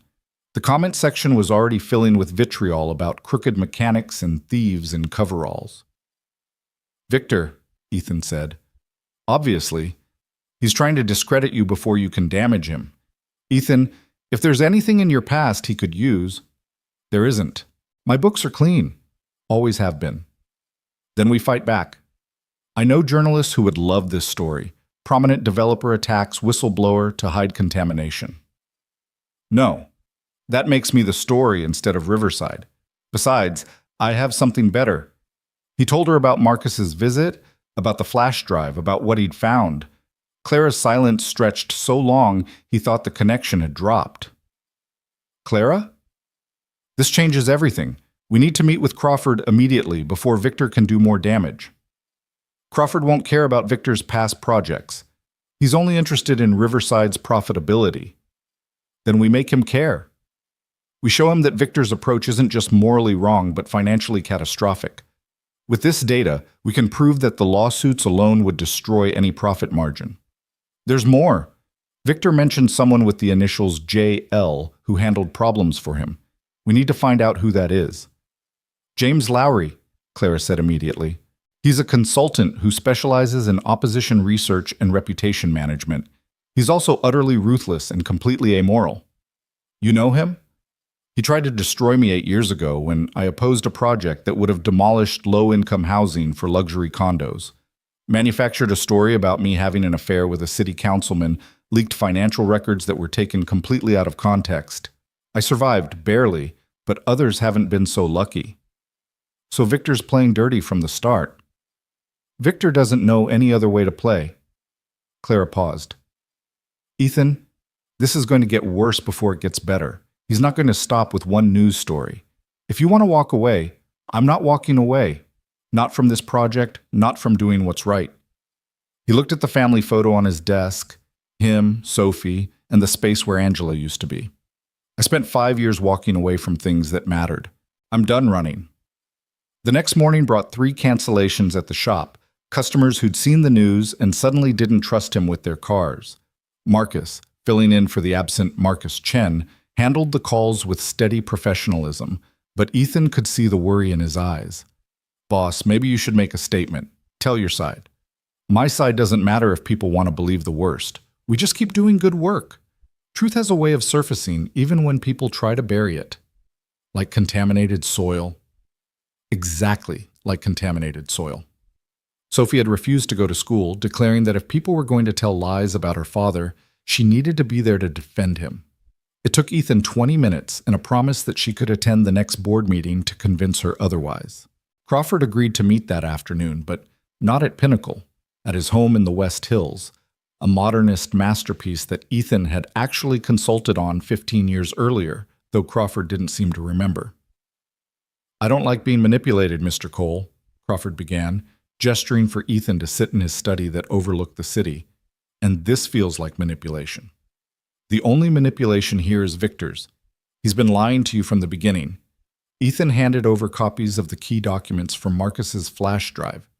The real contamination data, the real risks, the real costs. Crawford reviewed them in silence, his expression never changing, though Ethan noticed his jaw tightening progressively. "How did you obtain these?" "From someone with a conscience who couldn't stand by and watch families be poisoned for profit." "That's not an answer. It's the only answer that matters. The source is protected, but the information is real. You can verify it independently. In fact, I encourage you to." Crawford set down the papers. Assuming this is accurate, what do you want?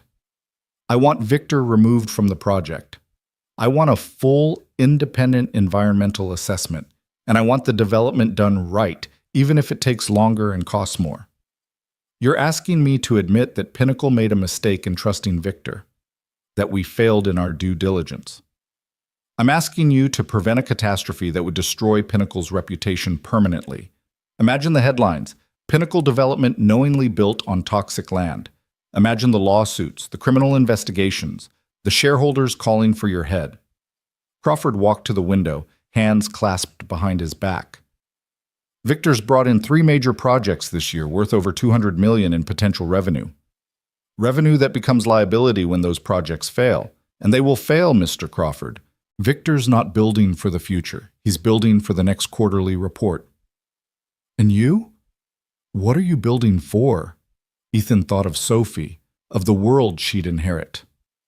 I'm building for my daughter, for her children, for the idea that we can create something without destroying something else in the process. Idealism doesn't pay dividends. Neither does criminal fraud. Crawford turned, and for the first time Ethan saw uncertainty in his eyes. If I act on this information, Victor won't go quietly. He has connections, resources, a vindictive streak that borders on pathological. He's already coming after me. The insurance fraud story is just the beginning. Yes, I heard about that. Sloppy work. Anyone who looks closely will see it's manufactured. But most people don't look closely, do they? Crawford returned to his desk. I'll order an independent assessment, completely separate from both companies. If it confirms your data, Victor's gone. If not, it will confirm it. Chemistry doesn't lie, even when developers do. We'll see. The assessment team will be on site Monday. Until then, suspend all work on the project. And Victor? Will be informed that the project is under review pending environmental verification. How he reacts to that news will be telling. As Ethan left Crawford's house, his phone buzzed with a text from an unknown number. You should have stayed in your garage, mechanic. What comes next is on you. He forwarded it to Clara, then called Tom Reeves. I need a favor. Can you pick up Sophie from school today and maybe keep an eye on her for a few days? Victor threatening her? Not directly, but men like him don't always distinguish between combatants and civilians. She'll be safe with me. What about you? I'll be fine. I've got work to do. That evening, Ethan found his shop vandalized, windows broken, fraud, spray painted across the bay doors, tools scattered and damaged. The police took a report but warned him that without cameras or witnesses, finding the perpetrators was unlikely. Probably kids who saw the news, the officer said, though his tone suggested he didn't believe it. Ethan spent the night cleaning up, refusing offers of help from Tom and Marcus. This was his fight, his consequence to bear. But as he swept up broken glass, he thought about David Park in Seattle, about everyone who'd tried to stand up to Victor and been crushed. The difference was, Ethan had already lost everything once.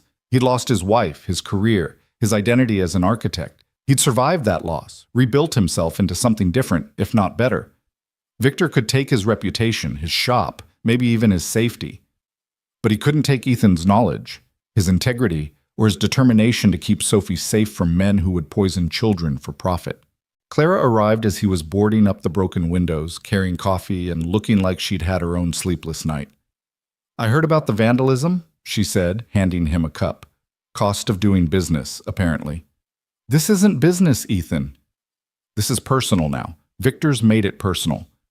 It was always personal. The moment he decided profit mattered more than people's lives, it became personal. The insurance fraud investigation? I can have my lawyers. No, let it play out. The truth will come out. And if it doesn't? If Victor's narrative wins? Ethan looked at his vandalized shop, then at Clara. Then we build a better narrative. We show people what's really at stake, not just at Riverside, but everywhere Victor's built his houses of cards. That sounds like you're declaring war. No, I'm declaring that some things are worth fighting for. Clean soil, safe homes, the idea that expertise matters more than salesmanship. He turned to face her fully. Are you with me? Clara didn't hesitate. Completely. They stood there in the dawn light, two people who'd chosen principle over profit, surrounded by broken glass and spray-painted accusations, and planned how to save 40 acres of land from becoming 40 acres of poison. Monday couldn't come fast enough. Monday arrived wrapped in fog so thick that the Riverside site looked like something from a dream, or perhaps a nightmare. Ethan stood at the chain-link fence watching the independent assessment team unload their equipment, their white hazmat suits ghost-like in the mist. Clara stood beside him, her presence solid and reassuring despite the tension that radiated from both of them. "They're from TerraTech Environmental," she said quietly. "Best in the business." Crawford didn't mess around. "Neither will Victor." Ethan nodded toward the black Mercedes pulling up to the site. Victor emerged, his face a mask of controlled fury, followed by two men in expensive suits who had the look of lawyers ready for battle. "Mr. Cole," Victor said, approaching them with a smile that didn't reach his eyes. "I heard about your shop. Terrible thing, vandalism. The neighborhood must be going downhill." "The neighborhood's fine. It's the people passing through who are the problem." Victor's smile widened. "You know, I've been thinking about your situation. A single father struggling to make ends meet, suddenly thrust into a world he abandoned years ago. It must be overwhelming. Perhaps you should consider stepping back, focusing on what you know, carburetors and oil changes." "I know contamination when I see it," Ethan replied evenly, "whether it's in soil or in business practices." "Careful, Mr. Cole. Slander is a serious offense. So is fraud, environmental negligence, falsifying reports." Ethan met Victor's gaze steadily. "Should I continue?" One of Victor's lawyers stepped forward. "Mr. Cole, you should be aware that any unfounded allegations against Mr. Hale or Pinnacle Development could result in significant legal consequences." "Unfounded?" Clara interjected. "We'll see what TerraTech finds." "They'll find exactly what we reported," Victor said confidently. "Manageable contamination, easily contained with standard capping procedures." "Contamination down to 30 feet?" "Precisely." Ethan pulled out his phone, showing a photograph he'd taken of the assessment team's preliminary readings. "Interesting, because they've already detected contamination at 42 feet in their first boring sample. Want to revise your statement?" The color drained from Victor's face, but he recovered quickly. "Preliminary readings are often inaccurate." "Mr. Hale!" Dr. Sarah Hutchinson, TerraTech's lead assessor, approached them, her expression grim. "We need to discuss our initial findings. I'm sure any anomalies can be explained." 63 feet, Dr. Hutchinson interrupted. "We found contamination down to 63 feet in the southeastern quadrant. Benzene levels that exceed federal limits by 300%. This is not manageable, Mr. Hale. This is a crisis." Victor's lawyers immediately went into damage control mode, talking about measurement errors and the need for additional testing, but Ethan saw the truth in Victor's eyes. He'd known. He'd always known. "We're suspending all development immediately," Dr. Hutchinson continued. "This site needs full remediation before any construction can even be considered. We're talking years, not months." "This is Cole's doing," Victor snarled, abandoning pretense. "He's sabotaged the samples." "Are you suggesting I contaminated 40 acres of land over the weekend?" Ethan asked mildly. "That would be quite an accomplishment for just a mechanic, Dr. Hutchinson looked between them, her expression showing she understood there was more going on than environmental assessment. "Mr. Cole, Ms. Winslow, I'd like to review your alternative proposal. If the contamination is as extensive as our initial findings suggest, traditional capping won't work. We need innovative solutions." As they walked toward the assessment team's mobile laboratory, Victor grabbed Ethan's arm. "This isn't over. You think you've won, but I have resources you can't imagine." Ethan carefully removed Victor's hand. "You have money and connections. I have truth and time. Let's see which proves stronger." Inside the mobile lab, Dr. Hutchinson spread out the initial findings. The contamination map looked like a cancer scan, dark spots spreading across the entire site, with concentrations that made Clara gasp. "How did the original assessment miss this?" she demanded. "It didn't," Dr. Hutchinson said carefully. "These patterns, these concentrations, someone would have had to work very hard not to see them. Or work very hard to hide them, Ethan added, thinking of Marcus Chen's flash drive locked in his home safe. Your proposal, Dr. Hutchinson said, turning to Ethan. The bioremediation approach. I've reviewed the basics, but I need more detail. How would you handle contamination this extensive? For the next 3 hours, Ethan laid out his vision. Not just cleaning the land, but transforming it into something that actively healed both soil and community. Mycoremediation using fungi to break down petroleum products. Phytoremediation with specific plants that absorbed heavy metals. Constructed wetlands that would filter runoff while creating habitat. Buildings designed to work with these systems, not despite them. The initial phase would take 18 months, he explained, showing his detailed timeline. Full remediation within 3 years. But here's the key. We don't wait to start development. We integrate it. The first structures would be greenhouses for the remediation plants, which later become community gardens. The water treatment facilities become architectural features, not hidden utilities. This is ambitious, Dr. Hutchinson said, but her tone was approving. Expensive, too. Less expensive than lawsuits when children get sick, Clara pointed out. Less expensive than demolishing buildings when the EPA forces a cleanup in 5 years. I'll include your proposal in my report to both boards, Dr. Hutchinson promised. Though I should warn you, Mr. Hale has already filed a formal complaint questioning the validity of our assessment. That afternoon, Ethan returned to his shop to find it busier than it had been all week. Tom Reeves had organized what he called a support party, customers and neighbors showing up to demonstrate that they still trusted Ethan despite the fraud allegations. People know BS when they smell it, Tom said, clapping Ethan on the back. And that story about insurance fraud? Pure BS. Sophie was there too, having convinced Tom that helping at the shop was educational. She was explaining hydraulic principles to Mrs. Chen while actually checking her brake fluid, her small hands steady and sure. Dad, she called out, running over. Did you stop the bad man? We're working on it, Butterfly. Good, because I have an idea for the remediation project. What if we used sunflowers? They absorb heavy metals, and they're pretty. People would like living near sunflower fields better than brown dirt. That's brilliant, Ethan said, and meant it. We could have a whole section dedicated to sunflower remediation. Can I help design it? I'm counting on it. That evening, as Ethan was closing the shop, a familiar figure appeared in the doorway. Angela stood there, looking exactly as she had 5 years ago, yet completely different. The restless energy that had always surrounded her had been replaced by something calmer, more centered. Hello, Ethan. Angela. He set down his wrench carefully, as if sudden movements might shatter whatever moment this was. Sophie's not here. I know. I'm not here to see Sophie, not yet. She entered the shop, her designer boots incongruous against the oil-stained floor. I heard about what you're doing. The Riverside Project, standing up to Victor Hale. News travels to Barcelona? I'm not in Barcelona. Haven't been for 2 years. I live in Seattle now. Have a gallery, a partner, a life that finally makes sense.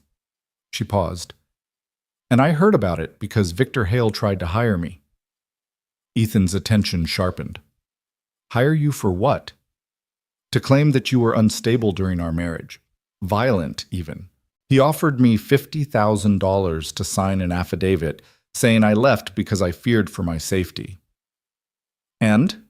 Angela laughed, the same laugh that had once made him fall in love with her. I told him that Ethan Cole was many things, stubborn, inflexible, occasionally self-righteous, but violent? Never. You couldn't even kill spiders, always insisted on catching them and putting them outside. What did Victor say? He upped his offer to $100,000. She pulled out a recording device. So I recorded him. Figured you might find it useful, evidence of witness tampering or whatever lawyers call it. Ethan stared at the device. Why would you do this? Because whatever our problems were, you're a good man. And more importantly, you're a good father. Sophie deserves better than having her dad destroyed by someone like Victor Hale. How do you know what kind of father I am? Angela's expression softened. I've kept tabs. Through friends, social media, the occasional drive by the house. I've seen her science fair projects, her school photos, the way she smiles. She's happy, Ethan. happier than she ever could have been with me in the picture. She misses you. She misses the idea of me. The mother she imagined, not the one I would have been. I was never meant for motherhood, we both know that. But you? You were born to be a father. Even when we were married, you were more parent than partner. Is that why you left? Because I was boring? No.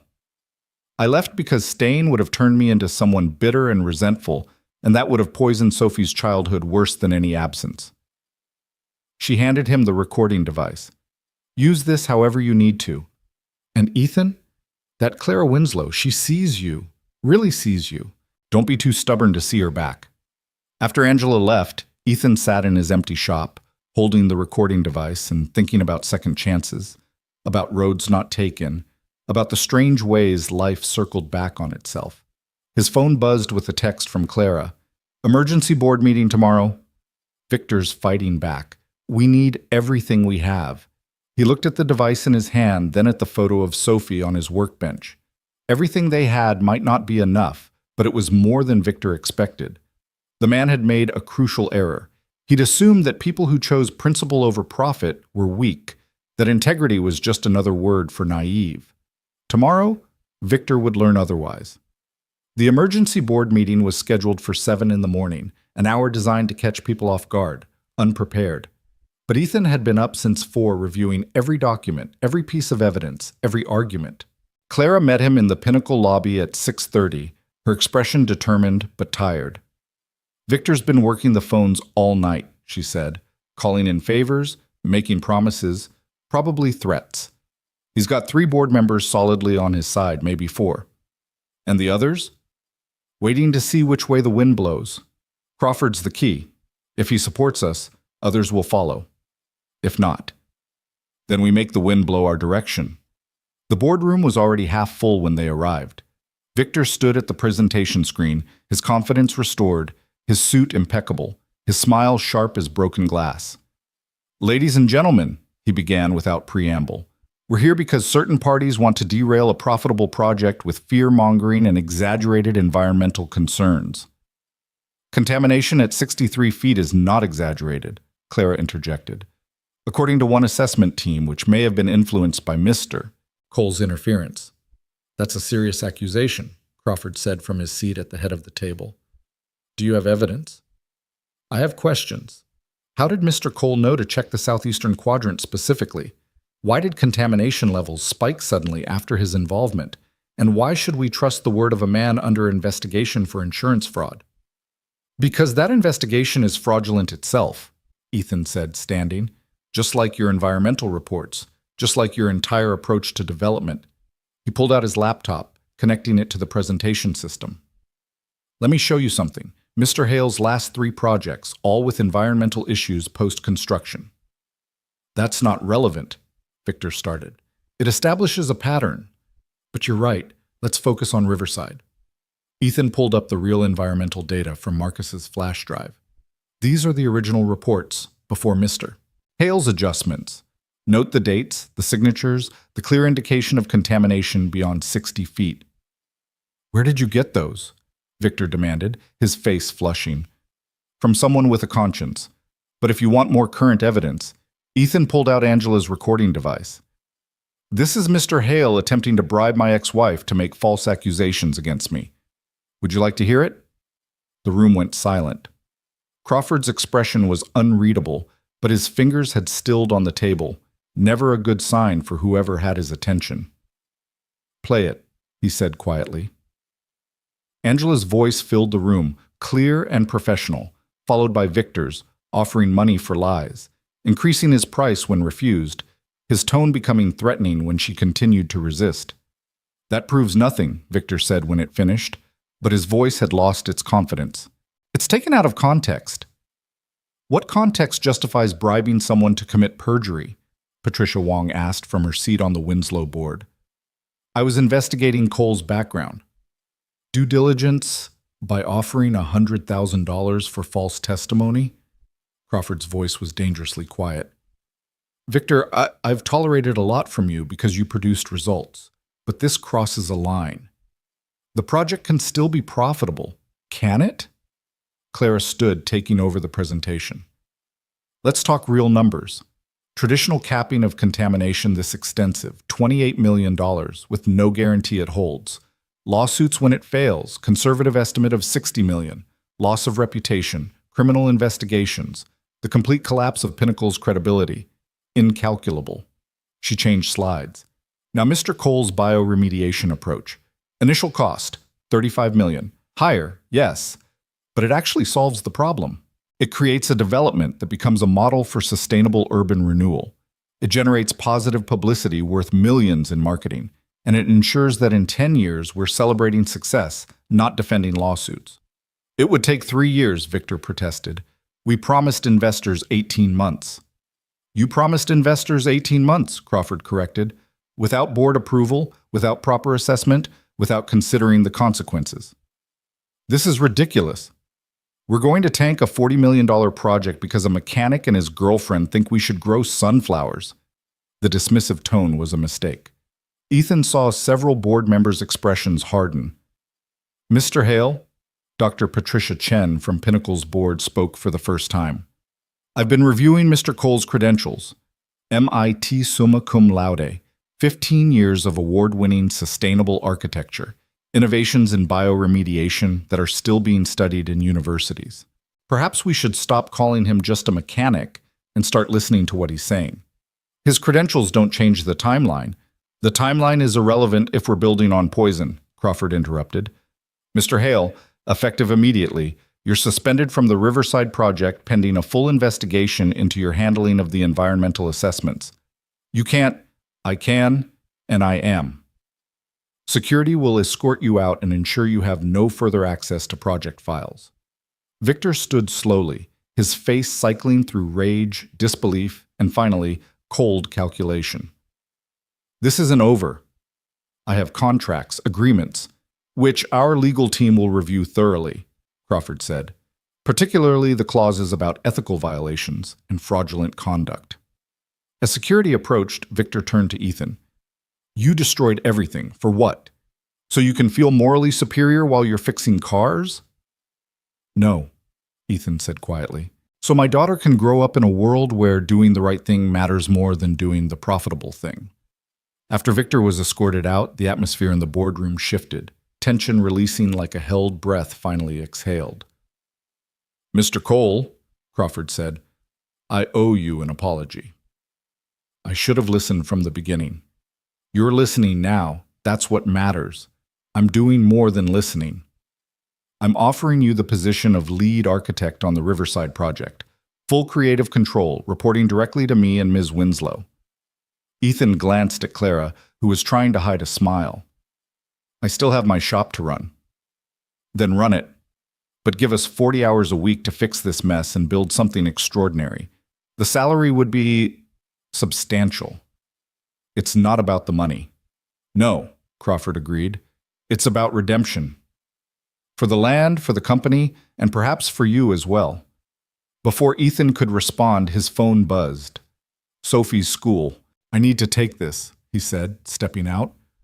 The call was brief but urgent.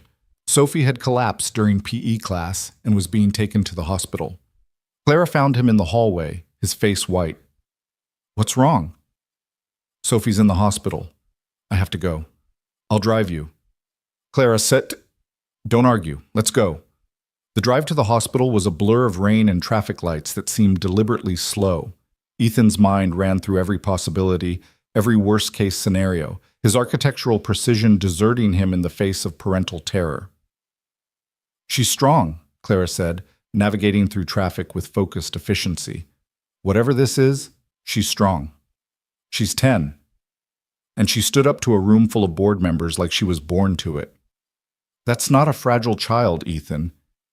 They found Sophie in the emergency room, conscious but pale, an IV in her arm and a doctor reviewing test results.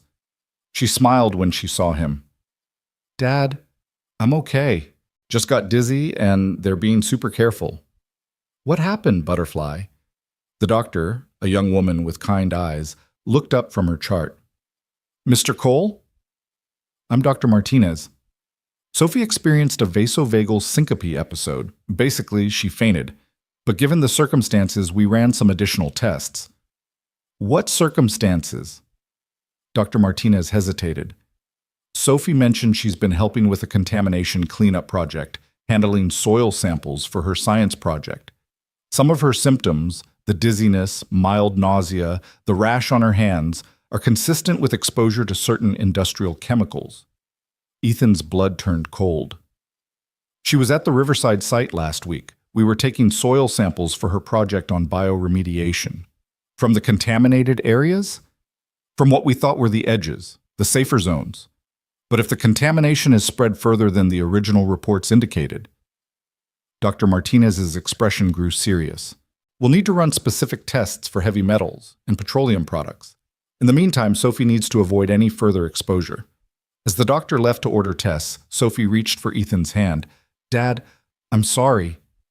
I know I should have been more careful. This isn't your fault, Butterfly. None of this is your fault. Is this because of the bad man's poison? Maybe. We're going to find out. Clara had been standing quietly by the door, but now she stepped forward. Sophie, would it be okay if I made some calls? I know specialists who deal with environmental exposure. Sophie nodded, then looked at her father. She's nice. Mom would have liked her. After Clara left to make calls, Ethan sat beside his daughter's bed, holding her small hand and fighting the rage building inside him. If Sophie was sick because of Riverside's contamination, if Victor's lies had poisoned his daughter, Dad, you're squeezing too hard. He loosened his grip. Sorry, Butterfly. Are you going to hurt the bad man?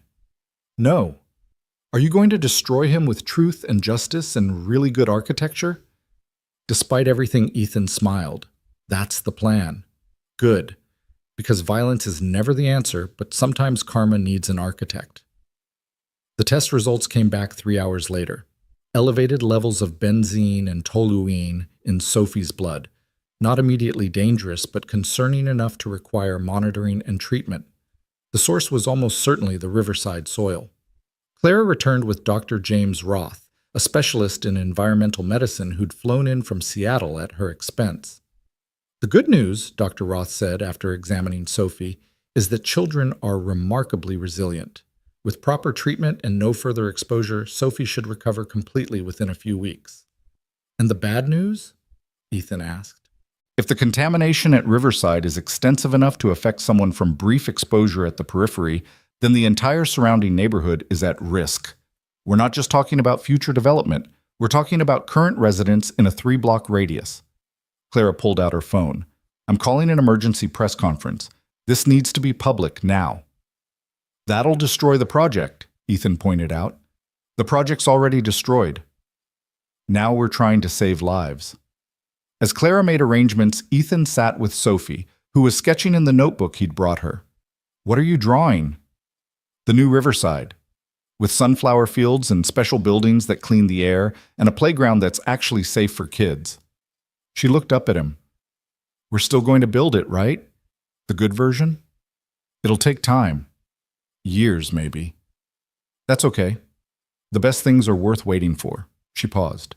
That's what you told me about Mom coming back before I understood she wasn't going to. This is different. This we can actually make happen. I know, because you're not just a mechanic, and you're not just an architect. You're someone who fixes things that matter. The press conference was held in the hospital's auditorium, an unusual venue that added gravity to the announcement. Clara stood at the podium with Ethan beside her, while Sophie watched from a wheelchair she didn't need but the hospital insisted on. The Riverside Development Project has been indefinitely suspended, Clara began.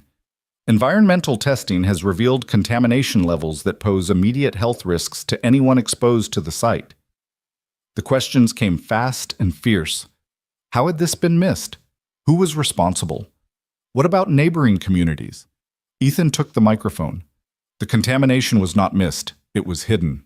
Deliberately, systematically hidden by people who valued profit over public safety. My daughter is currently being treated for chemical exposure she received while collecting soil samples for a school science project. If a 10-year-old's brief contact with the edge of the site caused illness, imagine what would have happened to families living there. Mr. Cole, one reporter called out, you were recently accused of insurance fraud. Why should we believe you? Because I'm not asking you to believe me. I'm asking you to look at the independent assessment data, the hospital records, the pattern of deception in previous developments. Truth doesn't require belief, it just requires examination. What happens to the site now? Another reporter asked. Clara took back the microphone. Now we do what should have been done from the beginning. Full remediation, no matter the cost or time. And when the land is clean, truly clean, we build something that honors both the community and the environment. Who will lead this new development? Clara glanced at Ethan. Someone who understands that the foundation determines everything that comes after. After the press conference, as they returned to Sophie's room, they found Crawford waiting for them. That was quite a performance, he said, but his tone wasn't hostile. It was the truth, Clara replied. Yes, it was. Which is why Pinnacle's board has voted to fully support the remediation project, whatever the cost. We'll also be conducting reviews of all Victor Hale's previous projects. He turned to Ethan. The offer stands. Lead architect, full creative control, the resources to do this right. I need to focus on Sophie right now. Of course. Take whatever time you need. But Mr. Cole, this city needs builders who care more about tomorrow than today. Your daughter's right. You're not just a mechanic. You're what we should have been looking for all along. That night, as Sophie slept in her hospital bed, Ethan stood at the window watching the city lights. Clara joined him, bringing coffee that was terrible but welcome. You know Victor won't give up, she said quietly. He'll fight this, claim defamation, try to salvage his career. Let him try. The truth's out now. The truth about Riverside. But there are other projects, other Victor Hales, other contaminated sites waiting for someone to care enough to fix them. Ethan turned to look at her. What are you suggesting? I'm suggesting that maybe it's time to stop thinking small. Stop believing you're just anything. You have a gift, Ethan, not just for architecture, but for seeing what others miss or choose to ignore. I have a daughter to raise. Who's learning that standing up for what's right is more important than standing aside for what's easy? Clara paused. I'm not asking you to choose between being a father and being an architect. I'm suggesting you can be both, fully and completely. Like you're both a CEO and a mother? Exactly. It's not easy, but nothing worthwhile ever is. Before Ethan could respond, Sophie stirred in her bed.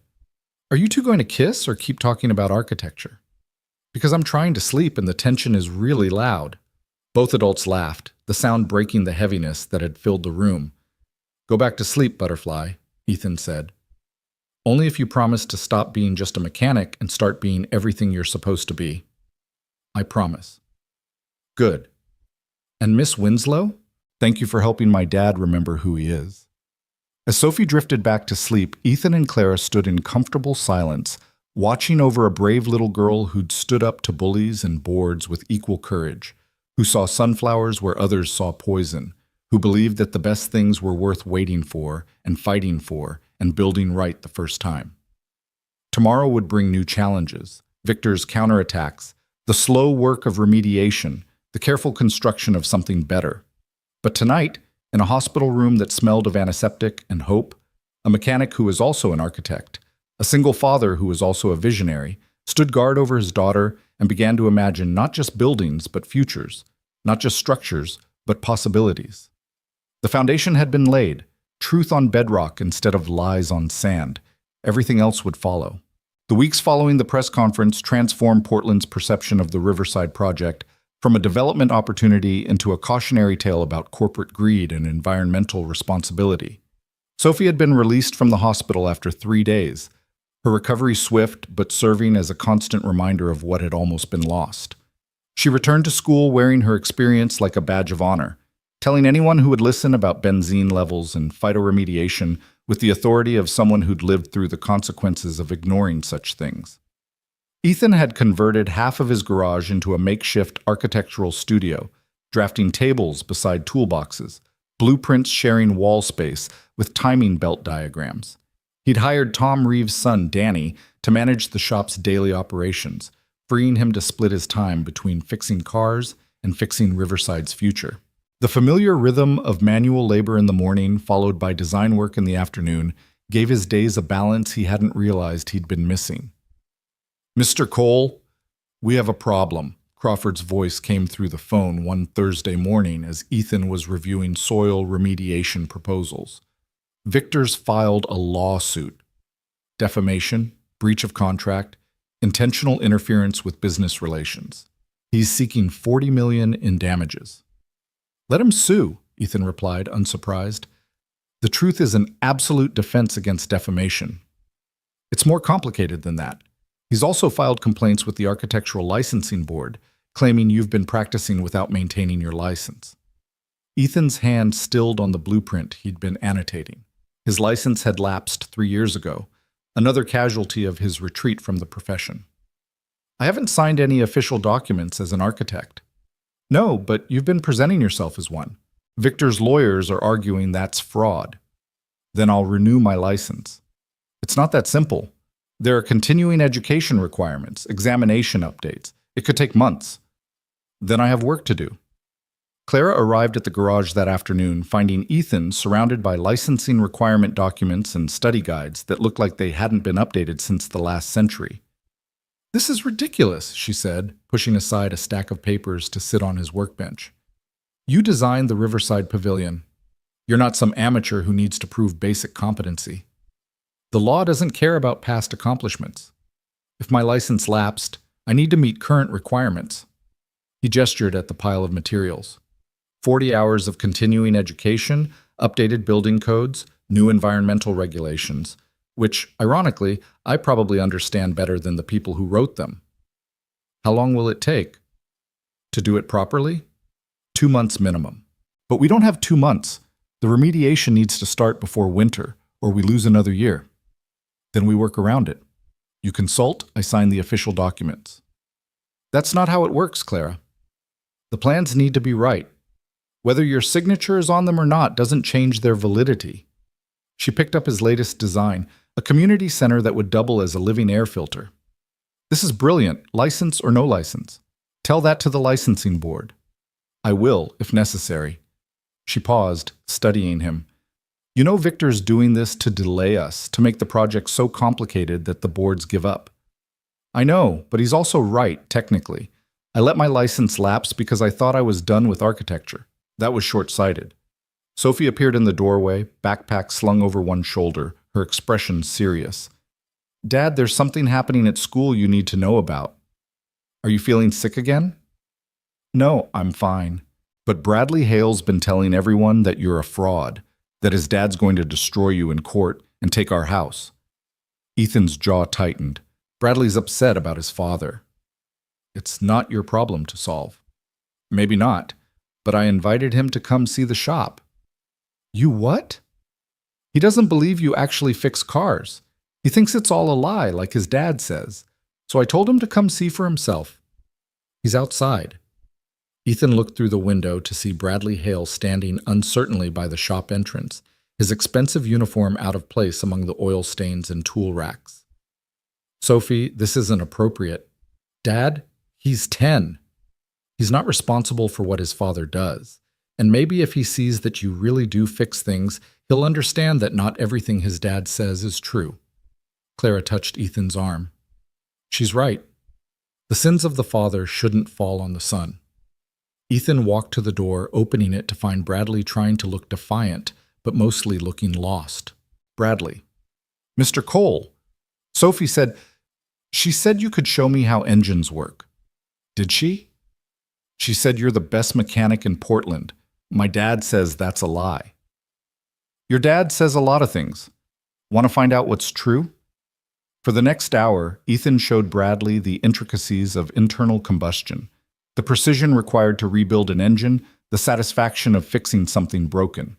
The boy was smart, asking good questions, his hostility gradually giving way to genuine interest. "My dad doesn't know how to fix anything," Bradley said quietly, watching Ethan reassemble a carburetor with practiced efficiency. "He just pays people to do it." "There's nothing wrong with that. People have different skills." "But you can fix cars and design buildings. Sophie says you're going to clean up the poison at Riverside. That's the plan." My dad says the poison isn't real, that you made it up. Ethan set down his tools, choosing his words carefully. Bradley, sometimes adults disagree about complicated things. Your dad believes what he believes, but the soil tests, the hospital records, my daughter getting sick, those aren't opinions, they're facts. Sophie really got sick? She did. She's better now, but yes. Bradley was quiet for a moment.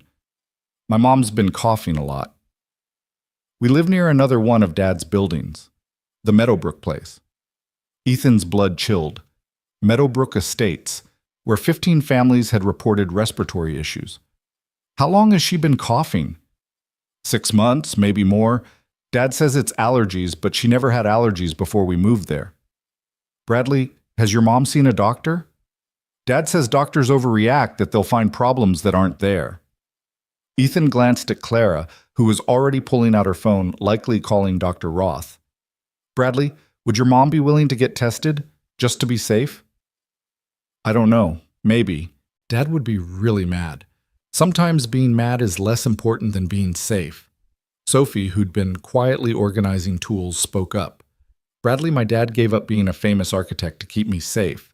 That's what parents are supposed to do. Keep their kids safe, even when it's hard or expensive or inconvenient. Bradley looked between them, and for a moment, Ethan saw Victor in the boy's face. The same sharp features, the same calculating eyes. But then something shifted, a vulnerability that Victor had probably trained out of himself decades ago. I'll ask her, Bradley said finally. But don't tell my dad I was here. After the boys left together, discussing something about a school project with the enthusiasm of newfound alliance, Clara turned to Ethan. If residents at Meadowbrook are getting sick, then Victor's pattern of negligence becomes criminal. Ethan was already reaching for his phone. We need to document everything. Every sick resident, every covered-up report, every property he's developed. That's a massive undertaking. Then we'd better get started. Over the next 3 weeks, while Ethan rushed through his licensing requirements, Clara assembled a team of investigators, health professionals, and environmental scientists. What they found was worse than either had imagined. 7 developments over 5 years, all with environmental issues, all with residents reporting health problems, all with paperwork that had been carefully managed to avoid connecting the dots.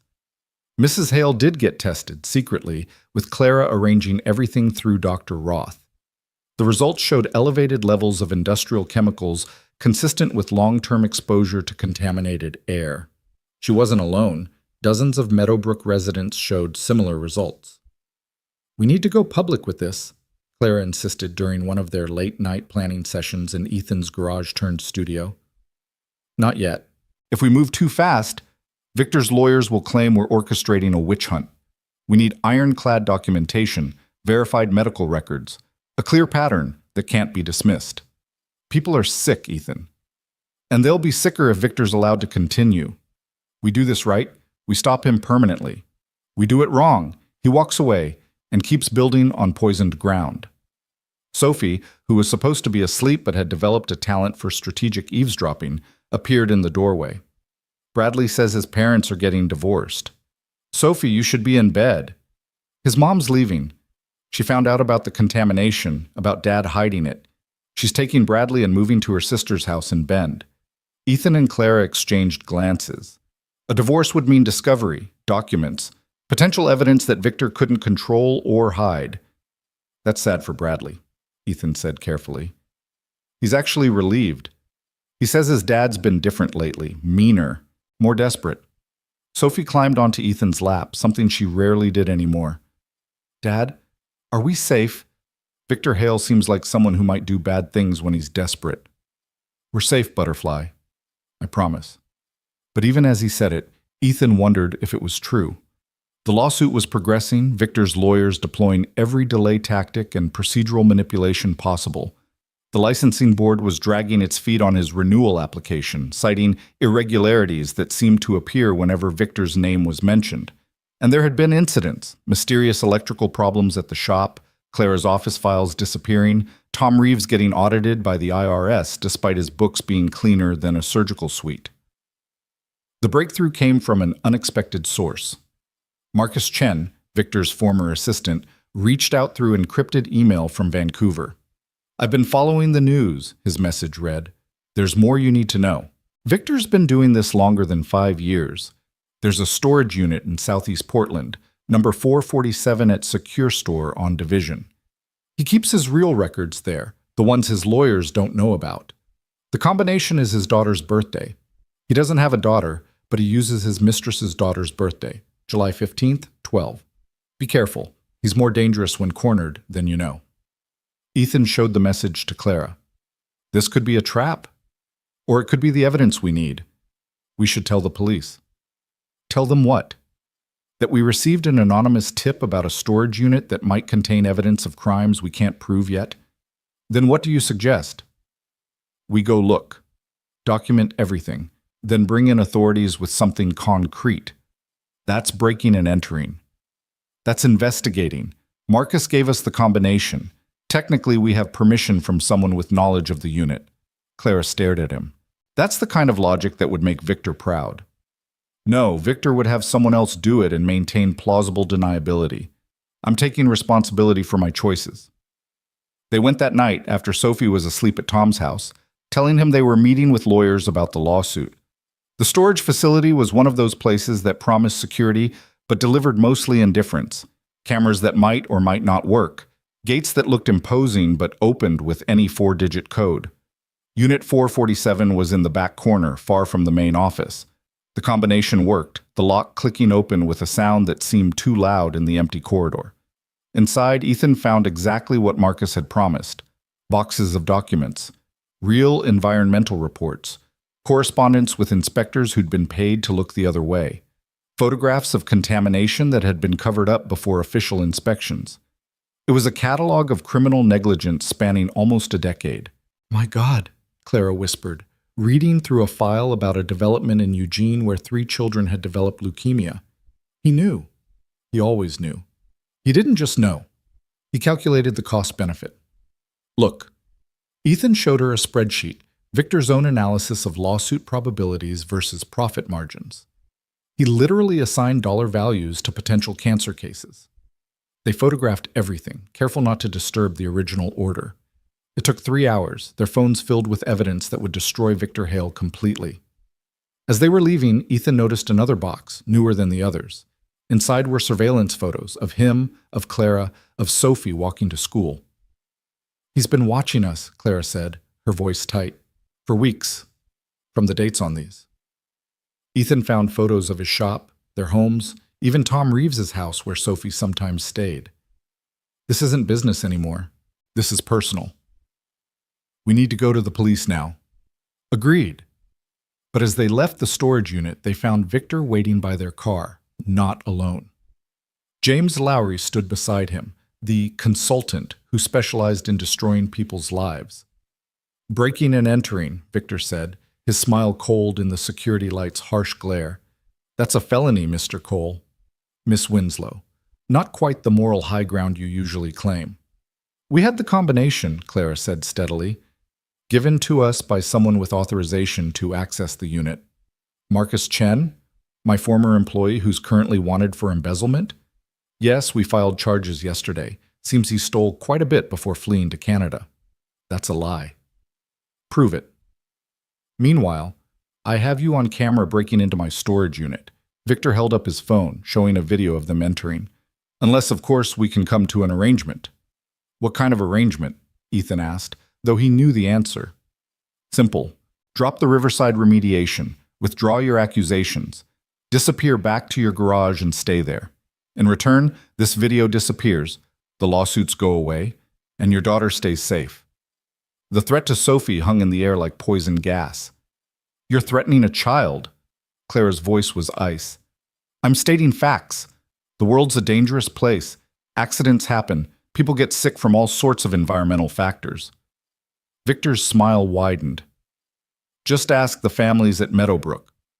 Ethan stepped forward, and Lowry moved to intercept, but Ethan wasn't attacking. He was simply standing straighter, taller, every inch the architect he'd always been beneath the mechanic's coveralls. "You made 3 mistakes, Victor," Ethan said quietly. "First, you assumed fear would work on someone who's already lost everything once and survived. Second, you kept records of your crimes because your ego needed proof of how clever you were. And third, you threatened my daughter. He pulled out his phone, showing that it had been recording the entire conversation. Threatening a child, admitting to surveillance, attempting blackmail, all recorded. But here's the thing, Victor. I'm not you. I don't want to destroy you. I want to stop you. There's a difference. That recording's inadmissible. In court, maybe. But the court of public opinion, the news media, your investors who are already nervous about the Riverside scandal? Ethan pocketed the phone. You have 24 hours to resign from Pinnacle, withdraw all lawsuits, and turn yourself in for the environmental crimes documented in that storage unit, or everything we found tonight goes public, along with this recording of you threatening a 10-year-old girl. You're bluffing. Call it. See what happens. But remember, you've been so focused on destroying me that you forgot something crucial. I actually don't care about my reputation anymore. I care about my daughter, about the families you've poisoned, about building something better on clean ground. You can't threaten someone who's not afraid of losing, Victor. And thanks to you, I've already lost everything that doesn't matter and kept everything that does. Lowry whispered urgently in Victor's ear, probably explaining the legal ramifications of recorded blackmail and threats against a minor. Victor's face cycled through rage, calculation, and finally, something like defeat. This isn't over, he said finally. Yes, it is. You just don't know it yet. As Victor and Lowry left, Clara leaned against the car, shaking slightly. Did you really record all that? Ethan showed her his phone, every word captured in digital clarity. We need to get this to the police tonight, Clara said. First, we make copies. Multiple copies. Then the police, the FBI's Environmental Crimes Unit, the media. Victor's right about one thing. The world is dangerous. But it's dangerous for people like him too, when enough light shines on what they do in the dark. They drove to Clara's office, making copies of everything, uploading files to secure cloud servers, creating a trail that couldn't be destroyed or buried. As dawn broke over Portland, they walked into the FBI field office with boxes of evidence that would unravel not just Victor Hale, but an entire network of environmental crimes. The next few days moved with surreal speed. Victor's arrest made national news. The storage unit evidence led to investigations of dozens of developments across 3 states. Families who'd been sick for years finally had answers, and more importantly, legal recourse. Mrs. Hale called Ethan to thank him. Bradley told me about visiting your shop, about you showing him that people can build and fix things, not just break them. He wants to be an engineer now. He's a good kid. None of this is his fault. No, but he's living with the consequences anyway. We all are. She paused. Mr. Cole, my lawyer will be in touch about testifying. Bradley and we want to help however we can. The licensing board expedited Ethan's renewal after the FBI made it clear that their delays had been influenced by someone now under federal investigation. Within 2 weeks, Ethan had his architecture license restored, though it felt anticlimactic after everything else. Sophie's science project on bioremediation won not just the school fair, but the state championship, with judges particularly impressed by her lived experience with environmental contamination and recovery.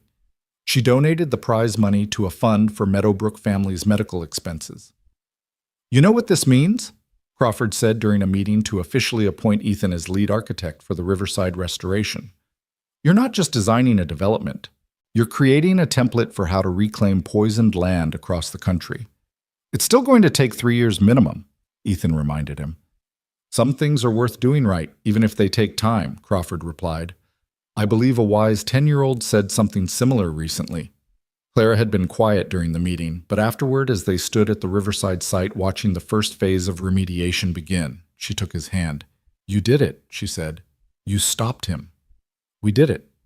All of us. No, Ethan. You stood up when standing up meant risking everything. You showed Sophie and Bradley and everyone watching that integrity matters more than income, that some things can't be bought or sold or buried under convenient lies. I'm just a mechanic who remembers how to draw buildings. Clara laughed. You're the least just anything I've ever met. You're a father, an architect, a mechanic, and someone who rebuilds things everyone else has written off as too broken to save. Speaking of rebuilding, Ethan pulled out a set of plans. I want to show you something. The drawings showed the complete Riverside vision, not just remediation, but transformation. Gardens that cleaned soil while providing food for the community. Buildings that breathed with living walls and generated more energy than they consumed. Community spaces designed to bring people together rather than apart. And at the center, a pavilion dedicated to environmental education, where children could learn about both contamination and recovery, about the mistakes of the past and the possibilities of the future. It's ambitious, Clara said, studying the plans. Sophie says anything less is for people who don't want to change the world. Smart kid. Gets it from her father. Her father the mechanic? Her father the man who fixes what's broken, builds what matters, and teaches by example that being just anything is a choice, not a sentence. That evening, Ethan picked Sophie up from school to find her waiting with Bradley and Maria, all three clutching science books and talking animatedly about mycorremediation networks. Dad, can Bradley come see the Riverside site? He wants to understand how the cleaning process works. If his mother approves. She already said yes. She says you're a good influence. As they drove to the site, Bradley peppered Ethan with questions about soil chemistry and bacterial cultures, his natural intelligence finally directed toward building rather than defending his father's destruction. At the site, they stood behind the safety barriers, watching the first treatment plots being established. Rows of specific plants chosen for there to absorb heavy metals, fungi cultures that would break down petroleum products. The beginning of healing that would take years but last generations. Mr. Cole, Bradley said quietly, I'm sorry about what my dad did. All of it. You're not responsible for your father's choices, Bradley. Only your own. I want to make better choices. Sophie's been teaching me about environmental science, and I think I want to learn how to fix things like this. Places my dad broke. Ethan looked at the boy, seeing not Victor's son, but simply a child trying to make sense of a complicated world. That's a good goal, Bradley. The world needs more fixers. Sophie took Bradley's hand, a gesture of friendship that transcended their father's conflict.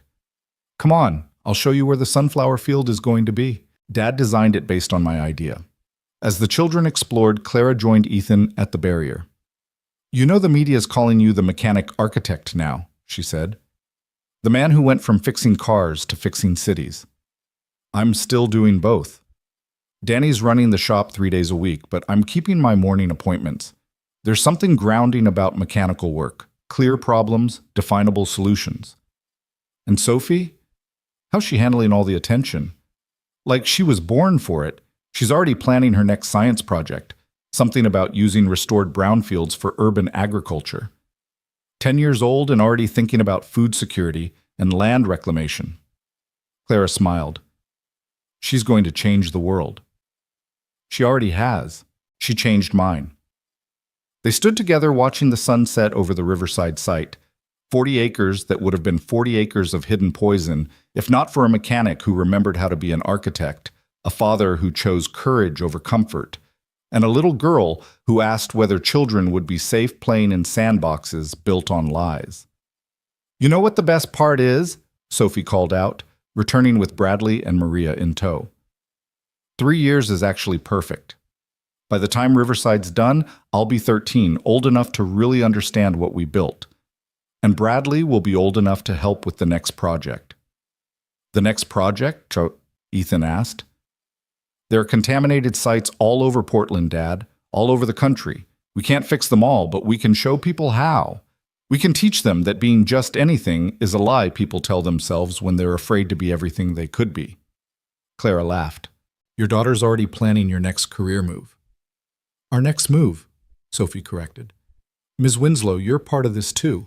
Dad's going to need help, and you're the only one who can keep him from being too stubborn about taking big projects. Sophie, Ethan started. What? It's true. You two make a good team. Everyone can see it. Bradley nodded solemnly. Even my mom says so. She says Mr. Cole and Ms. Winslow are proof that good people can beat bad systems if they work together.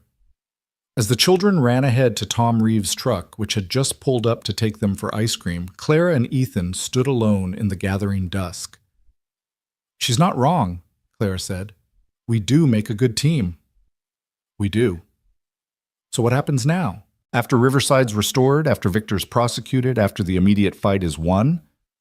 Ethan turned to look at her, this woman who'd seen past the mechanic's coveralls to the architect beneath, who'd stood with him against corruption and threats, who'd helped him remember that being multiple things wasn't contradiction, but completion.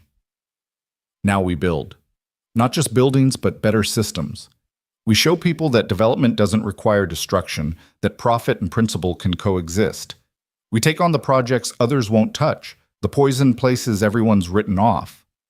That sounds like a mission statement for something bigger than one project. Maybe it is. Cole and Winslow Environmental Development, fixing what's broken, building what matters. "Winslow and Cole sounds better," Clara said with a smile. "We can negotiate that over dinner. Tomorrow night, after Sophie's rehearsal for the science fair presentation?" "Are you asking me on a date, Mr. Cole?" "I'm asking you to consider a partnership, professional and otherwise." Before Clara could respond, Sophie's voice carried across the site. "Dad! Miss Winslow, come see. The first remediation plants are already sprouting." They walked toward the treatment plots where indeed the first green shoots were pushing through the contaminated soil, life insisting on itself despite the poison, growth happening because someone had decided healing was possible. "You know what you are?" Clara said, taking his hand as they walked. "You're proof that sometimes the best architects are the ones who've learned to work with their hands, who understand that before you can build up, you have to know what's underneath. You're not just a mechanic who became an architect again. You're someone who never stopped building, even when the only thing you could build was a safe life for your daughter. And now? Now you're building futures.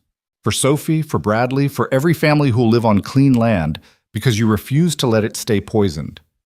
They reached the sprouting plants where Sophie was explaining root systems to Bradley with the enthusiasm of someone who'd found their calling. The sun was setting behind them, painting the contaminated land in shades of gold and possibility. "It's going to work," Sophie announced with complete confidence. "The remediation, the development, all of it. It's going to work because we're doing it right." "It's going to take time," Ethan reminded her. "The best things always do," Sophie replied, then grinned. "Besides, we're not just fixing Riverside. We're showing everyone that a mechanic and a CEO and a 10-year-old with a science project can change how cities think about poisoned land. That's worth taking time to do right." As they stood there, Ethan, Clara, Sophie, and even Bradley, who was finding his own way forward from his father's shadow, the Riverside site didn't look like 40 acres of contamination. It looked like 40 acres of potential, waiting for someone patient enough to heal it, visionary enough to transform it, and stubborn enough to insist that building right mattered more than building fast. "You know what?" Sophie said, looking up at her father. "You're not just a mechanic anymore." "No? No. You're a mechanic and an architect and a dad and someone who stands up to bullies and someone who shows kids like Bradley that they can be better than their parents' mistakes." She paused, then added with a grin, "But you're still going to fix Mrs. Chen's Honda tomorrow, right? She needs it for her doctor's appointment." "First thing in the morning," Ethan promised. Because that was the truth of it. He wasn't just anything. He was everything he'd chosen to be, everything circumstances had required him to become. A mechanic who fixed what was broken, an architect who built what mattered, a father who'd sacrificed ambition for obligation and found that the obligation had led him back to a better kind of ambition. The Riverside project would take 3 years to complete, but standing there in the fading light, surrounded by people who'd chosen principle over profit, watching the first plants begin their slow work of healing poisoned ground, Ethan knew that some foundations were worth laying carefully, some structures were worth building slowly, and some truths were worth defending even when the whole world seemed to insist that being just anything was enough. It wasn't enough. It never had been. And finally, after 5 years of hiding in his garage, Ethan Cole was ready to be everything he was meant to be. Not instead of being a mechanic, but in addition to it. Because fixing things, whether they were cars or cities or contaminated souls, was what he did. It was who he was, all of who he was.